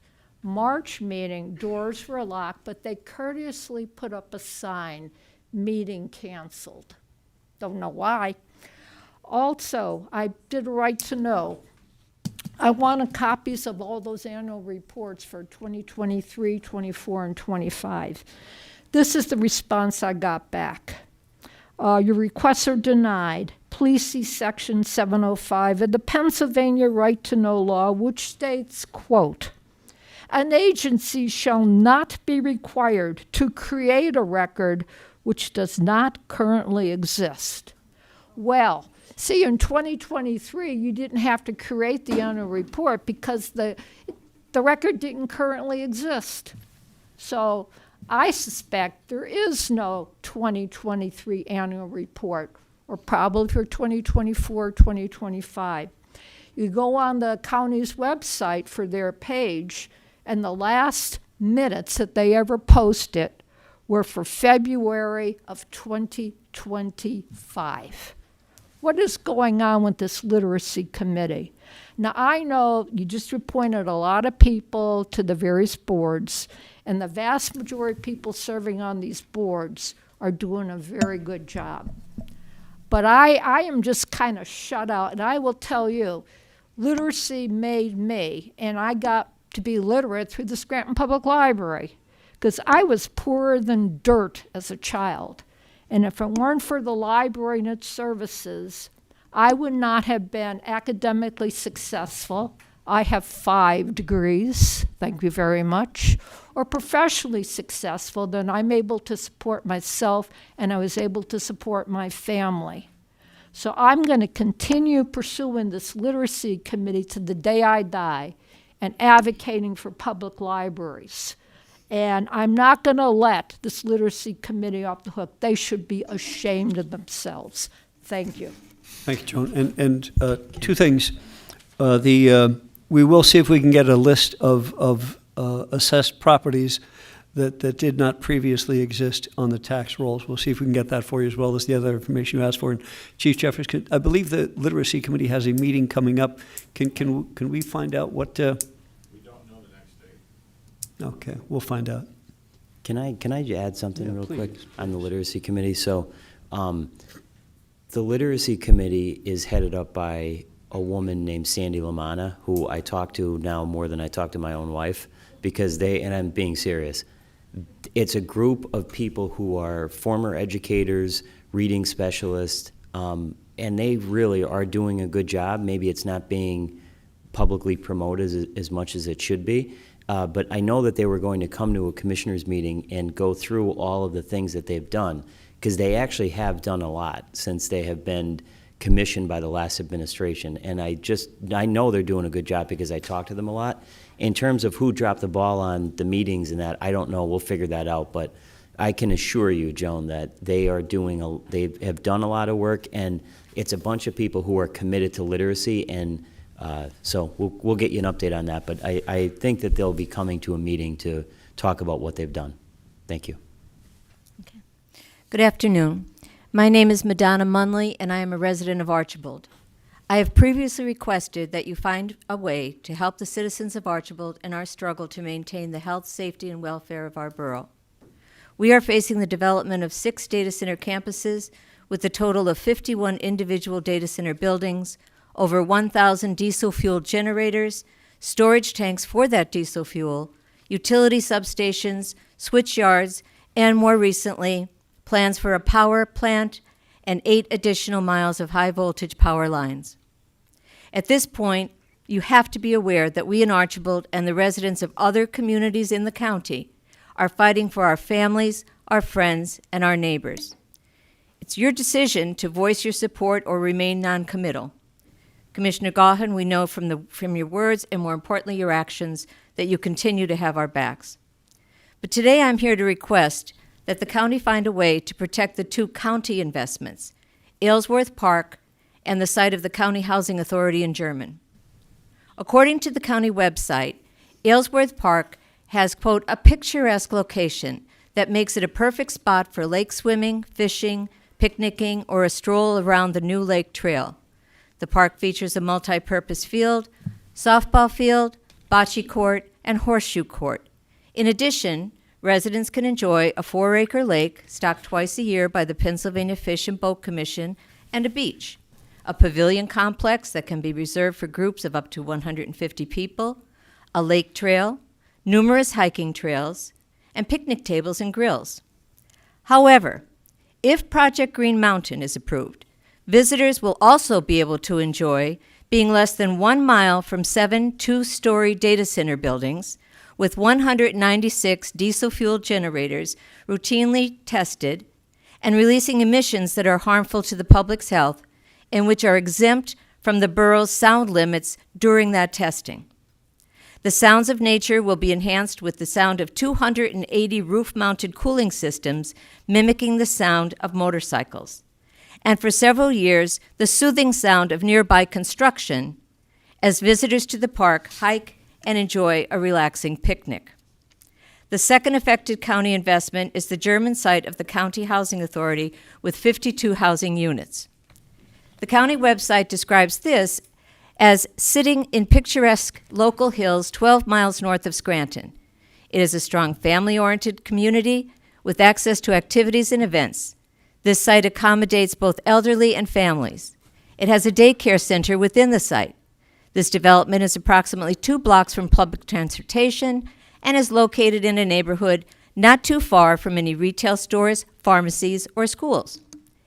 If the Project Gravity Data Center development is approved, these residents, both elderly and families, and the children in the daycare center will also be located not too far from 7 70-foot-tall data center buildings.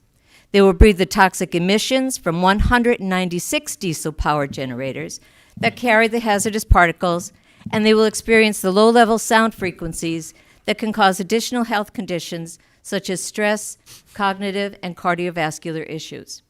An added feature, Project Gravity will use 360,000 gallons of water per day taken from Lake Scranton.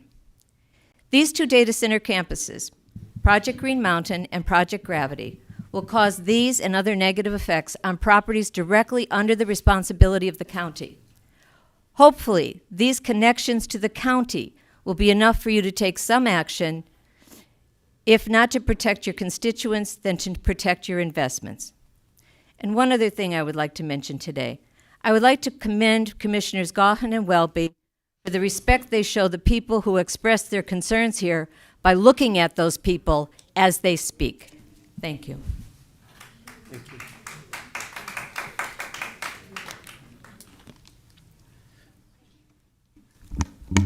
Thank you. First and foremost, I would also like to say thank you to Commissioner Gaughan for everything that you said today, but also, and maybe even more importantly, a thank you to Commissioner Welby, because I know, I can only imagine the hard work that you put into the item that was on the agenda today, and I know it is not easy to hear us out and be able to table that, and I want to express my gratitude for that. And I also want to express my gratitude for your strong stance stating that you don't support 287G agreements. And I appreciate you making that clear. And I also appreciate you being open to amendments and changes. We all know government isn't perfect. Things change. Sometimes things have to be updated. And I appreciate that, and it is my hope that with this being tabled, that you and the other commissioners will work together to create a better version. Maybe it's a middle form of what we've heard, and I look forward to that. I also wanted to bring up that I appreciate everyone who's come out here today, because this is how government is supposed to work. We are supposed to hear from the public, and our elected officials are supposed to consider what we have to say. Even those who may disagree what I have to say, and maybe I disagree with what you had to say. I appreciate that, because that is your right to come up here. It is a privilege for all of us to have this, not because the opportunity to speak, because there's many in our community who don't have an opportunity to do this, whether it be for simply they are working and they don't have the time. Obviously, this meeting meets at 10 in the morning, but also not everybody looks like me. Not everybody is a white, straight presenting man and can go around and seemingly do what they want. Some people, that is not the reality for them. And unfortunately, they may not show up here out of fear. I also wanted to talk about how it is my hope that, and it's my understanding that anyone who comes up here is supposed to speak to the board and direct our comments to the board. Earlier this morning, some of those comments were not directed towards the board. They were directed towards the audience. And I would say, even for those who agree with me, that if we could keep those comments directed towards the board, as that is my understanding is how it's supposed to be done, I think it's disrespectful to point those comments to those in the audience, and please show respect to everyone, even if you disagree with what they have to say. For those who came up here and stated, in my opinion, silly opinions that because the presidential election was won by Donald Trump, that he is the supreme dictator and anything that he supports, clearly we have to support. I would imagine those individuals, if Kamala Harris won the presidency, would not support all government support and everything that she would support it. And even I don't think that should be the case as well, because we live in a democracy, not a dictatorship. Also, for those, and even Commissioner Chermak, who mentioned several names of individuals who undoubtedly were treated poorly and unfairly, and it's terrible to hear what happened, and unfortunately, it's a reality that anyone can commit a crime in this country and in this world, whether they're documented or undocumented. And anyone, regardless of status, if they commit a crime, they should be held to the fullest extent of the law. I believe that is something that we can all agree to. However, just because somebody commits a crime, that does not mean somebody that looks like them or has a similar situation like them should also face those punishments. I mention that because that seemingly is the tactic here, the argument here, and I would argue those comments are racist. If you have any objections to sexual assault, and specifically sexual assault towards minors, I agree with you. However, I would hope you would direct those concerns to Pennsylvania Avenue. Just because an individual who lives on Pennsylvania Avenue commits those crimes, that doesn't mean that all white people should be targeted for what he did.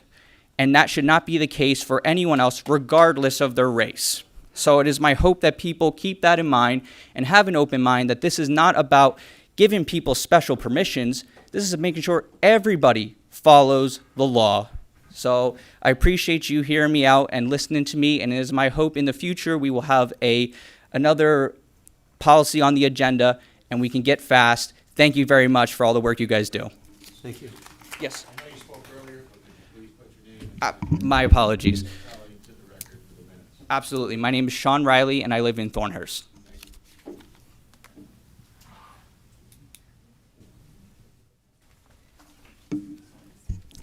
Again, former Commissioner Lorraine Cummings from Old Forge. Ms. Munley, I really appreciate, I've seen you online, and I know I'm supposed to address the board, but I would like to thank her for the work that she's done on the data centers, along with Gary and the commissioners that have gone to the meetings. Thank you so much. That is very important. And I've seen the devastation up there, and I hope that we win those and not allow this to happen to our area, because it's devastating. And I agree with all of you that are trying to fight, and I appreciate all the work that you've done there. I wasn't here to talk about illegal immigration. I was here to talk about taxes. Joan was asking about that, and that's the sole purpose that I came here today. But unfortunately, we still have this issue, and I'm hoping that your table stops this issue so that we can actually talk about the people who are losing their homes or being affected by the reassessment and the increased taxes. I did want to say that I really don't appreciate the commentary about white people, because there are white people that are being murdered and killed too, not just people of color. And the girl that was stabbed to death in New York City and the other girl that was burned to death in New York City were white. So they were Ukrainian. They were illegal immigrants that came here for protection from the war, and they lost their lives anyway. So that is not fair to them or their families. And we didn't go around burning down buildings because of this, okay? We're trying to make sure that the laws are followed. America is based on the rule of law. We are not mob rule. We are not a democracy. We are a constitutional republic. And again, distraction. I'm being distracted again. So why I was here was the reassessment. Commissioner Welby, last time I did come, you had talked about how I was confused by the year that the budget was passed for the 33% tax increase. I wasn't confused. What I said is that you had the opportunity to either continue to rehash this budget, because you did ask initially to get time to view the budget before you voted on it in December of last year. So you could have voted to lower taxes and look at Chris's proposal for the 6%, regardless of what we think of it, or try to lower taxes for the people because reassessment was going to bring their taxes up. My taxes did go up. Joan's family, she talked about the $15,000 was the assessment. That assessment needs to be times by, I think it was 16%. I don't know if Mr. Tobin is around, or maybe he could talk about that. That's not the actual value that her parents' house was. It wasn't $15,000 value. That was the assessment amount, and you have to times that by whatever our common level ratio was at the time, and I believe it was 16%, which would have come to what her house is actually worth. Very confusing reassessment amounts. So, with that said, thank you, Commissioner Chermak, for your words on and representing the people that did support our law enforcement. I greatly appreciate it, and I commend you for making them. Thank you very much. I support every word that you made. As for me addressing the public, I do apologize if I offended anyone, because I did not mean to do that, so I do apologize for that. With taxes, I hope that we look at those again, because we need a break. On my street alone, 5 houses are up for sale, just on my street, 5. In Old Forge alone, the increase in sales are exponential. People cannot afford what just happened to them, the 33% tax increase plus the reassessment. And I look forward to hearing from you guys on who is not paying or wasn't paying their taxes. Joan kind of stole my thunder, because that was one of the questions I had today to ask. So I do appreciate her asking that. But I will continue as much as I possibly can to take work off and come here to talk about these tax increases, because it's outrageous. And I can't even understand how people that are making $1,200 to $1,800 a month on a fixed income through Social Security are paying this. To hear people in these meetings sometimes say that they don't care about the tax increase, they're more concerned about the ICE agents that are doing their job, really is upsetting to me. So I'm the other faction that you guys represent. I didn't bring up the fact that President Trump won because I wanted to say that we should be kings or anything. I was just saying that you represent everybody, not just the half that voted for Kamala Harris. That was my point. So I hope that that clarifies my commentary on that. And I hope that you take those into consideration when looking at the budget this year. And Commissioner Gaughan, I would like to take time out. You had offered me the time to look at that new thing we have for the budget, where you can look up the budget online. I did see it online, but I wasn't sure how to work it. So I'll be calling your office to help me work on that. Thank you very much for implementing that as well. Have a great day. Thank you. Hi, Michelle Tierney, Glenburn Township. I just want to take a few minutes to thank the 3 of you for today's meeting. we have lots of issues. The community is loaded with different agenda items that come forward. We speak openly. We share with our thoughts. And I want to commend you for holding off with that policy. I think you saw where there was a start, but you realized that you needed to get more information, work together more as a team, listen to your constituents, see what's going on in your environment. And to pause like you did was the total professionalism and the respect that you're not only giving your seat, but you're giving the people here and the people that work for you. So I want to commend you. When one of you mentioned that you don't have to vote for policies, I'm sorry, Chris, that is your job, to work with the community and help make policies. Your opinion matters. Your opinion is important. The three of you need to work as a team to make this county the best county that we deserve. So please be a part of this. Share your thoughts. And if you don't like what the majority is doing, the three of you work together. I commend you.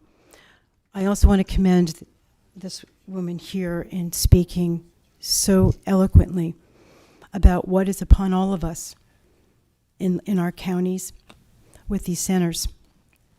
It is so important for us to get as much information as we possibly can, and for you commissioners to lead us with that so we can make the best decisions for all of our townships, because it might be Archibald this month, but it might be my little Glenburn Township next month.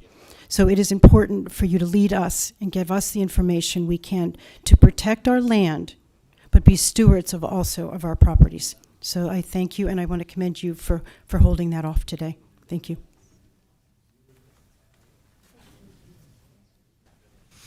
Good morning, Commissioners. Good morning. My name is Sister Ansel Maloney, and I'm an IHM. First of all, I'd like to thank the Commissioner Gaughan for your presence at the meeting on Monday relative to data centers.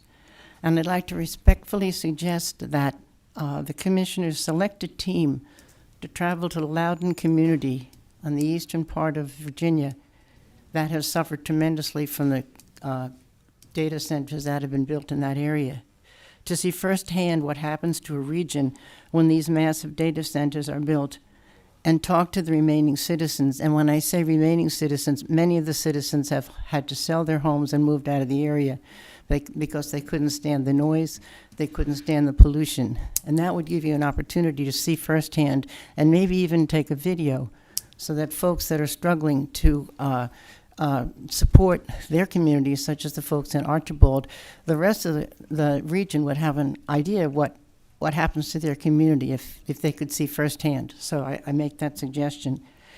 And lastly, in terms of the issue of we have so many illegal immigrants in our country, and that's definitely true.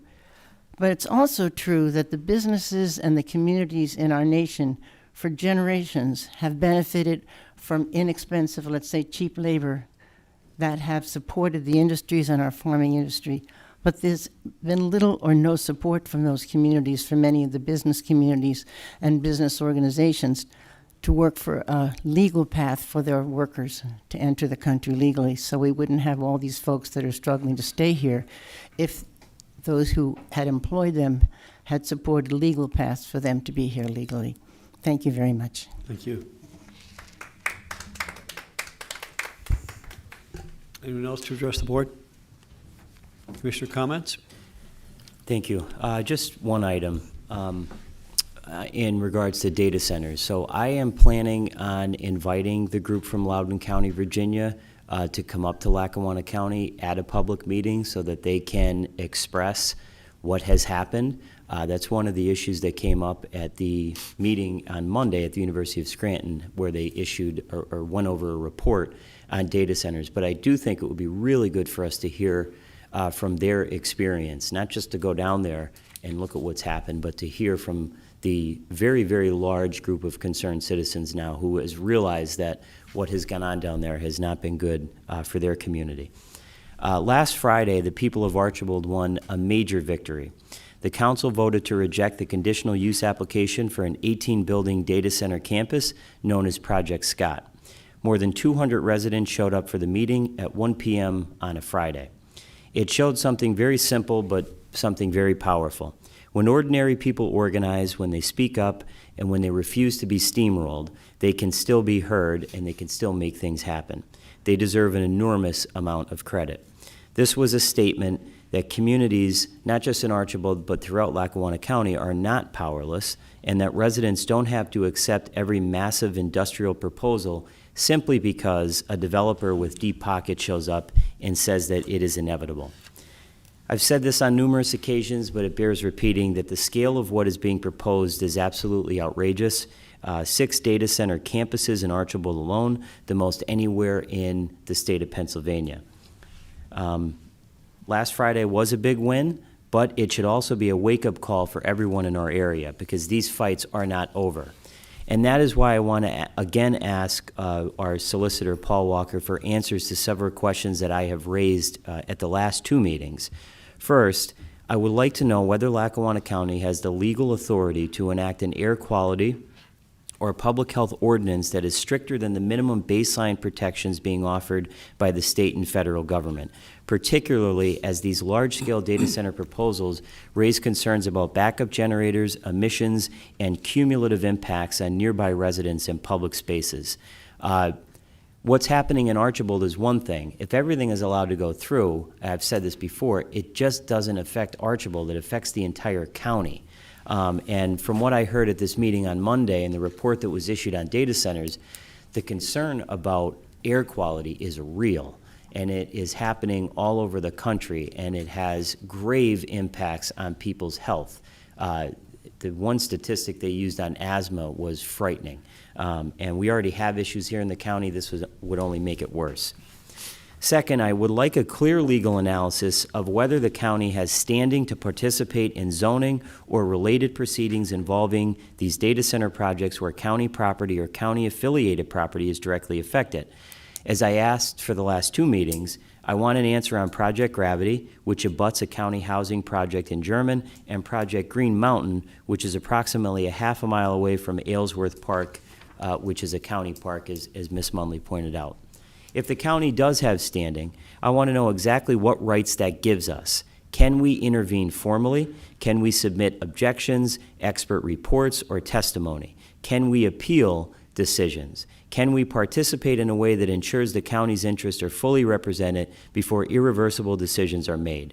Are there examples from other Pennsylvania counties where they have successfully participated in zoning, land use, or environmental disputes because county property or county facilities were impacted nearby?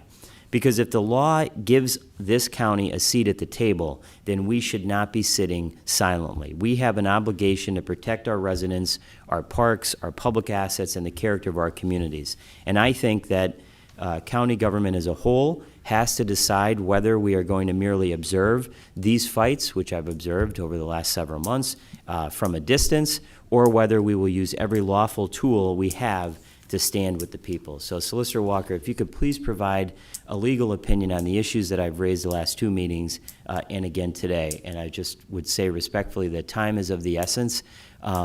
Every day that goes by, if we have the opportunity and the ability as a county to enter into these fights, then I really think that we should, but we need that legal analysis that would chart the path forward, and then obviously we'd need at least another commissioner to agree to that. In closing, as I mentioned, I attended the event regarding data centers at the University of Scranton on Monday night. The report was titled "The High Costs of Artificial Intelligence, How Data Centers Are Reshaping Pennsylvania's Energy Landscape." There was a lot of really important takeaways, one of which was the rise in electricity bills on everyday residents, the massive energy demand that's is already pushing up costs across the PJM grid, and ratepayers are going to get stuck paying it no matter what any developer or anybody who's pushing these things is going to tell you. As I mentioned before, data centers will worsen local air quality, especially from these backup generators, even if they do have protections in place. They rely heavily on diesel and gas backup systems, which is going to add an immense amount of pollution. The other thing that we have to be also concerned about, and it goes back to the point I've been making about Archibald and the county being set up as a sacrifice zone, is PP&L is now, they were set to have an open house on March 31st. They delayed that meeting, but they're going to talk about adding a new substation, a switchyard, and electric transmission lines that are supposed to support load growth and other things, but again, I don't think anybody here is stupid. We know that it is directly related to data centers. And then a local data center developer wants to build a power plant on the Einen German Road in Archibald, less than 1,000 feet from Stayback Park. So this, as I've said before, this has to be the #1 issue in the history of Lackawanna County. We should not make the same mistake that we made 100 and some years ago with the coal mines to allow our land to be used and our resources to be evaporated. If we can jump into this fight, I think we should, and we should do so as soon as humanly possible. So, Solicitor Walker, if you can please get us that information, and then that will hopefully give us a path forward on joining the people in Archibald and everywhere else in the county. Thank you. Thank you. Just a couple things, just to answer Joan's question. We have about 650 appeals waiting to go into the courts, so we're waiting on those. And today is April 1st, so today's the first day that people can apply for their appeal for this next year's process. So, you know, anybody that has any concerns or any things that they think are incorrect with their assessment, they should certainly file their appeal as soon as they can. And then the most important thing today, and I think that's going on, is we have some astronauts that are, as far as if the launch goes, it's going to go tonight. So I'm just give our prayers to the astronauts that they have a safe mission and they can go around the moon and do what they're going to do. But hopefully they get back here safe and sound and get that through. So prayers for them. So thank you, and happy Easter.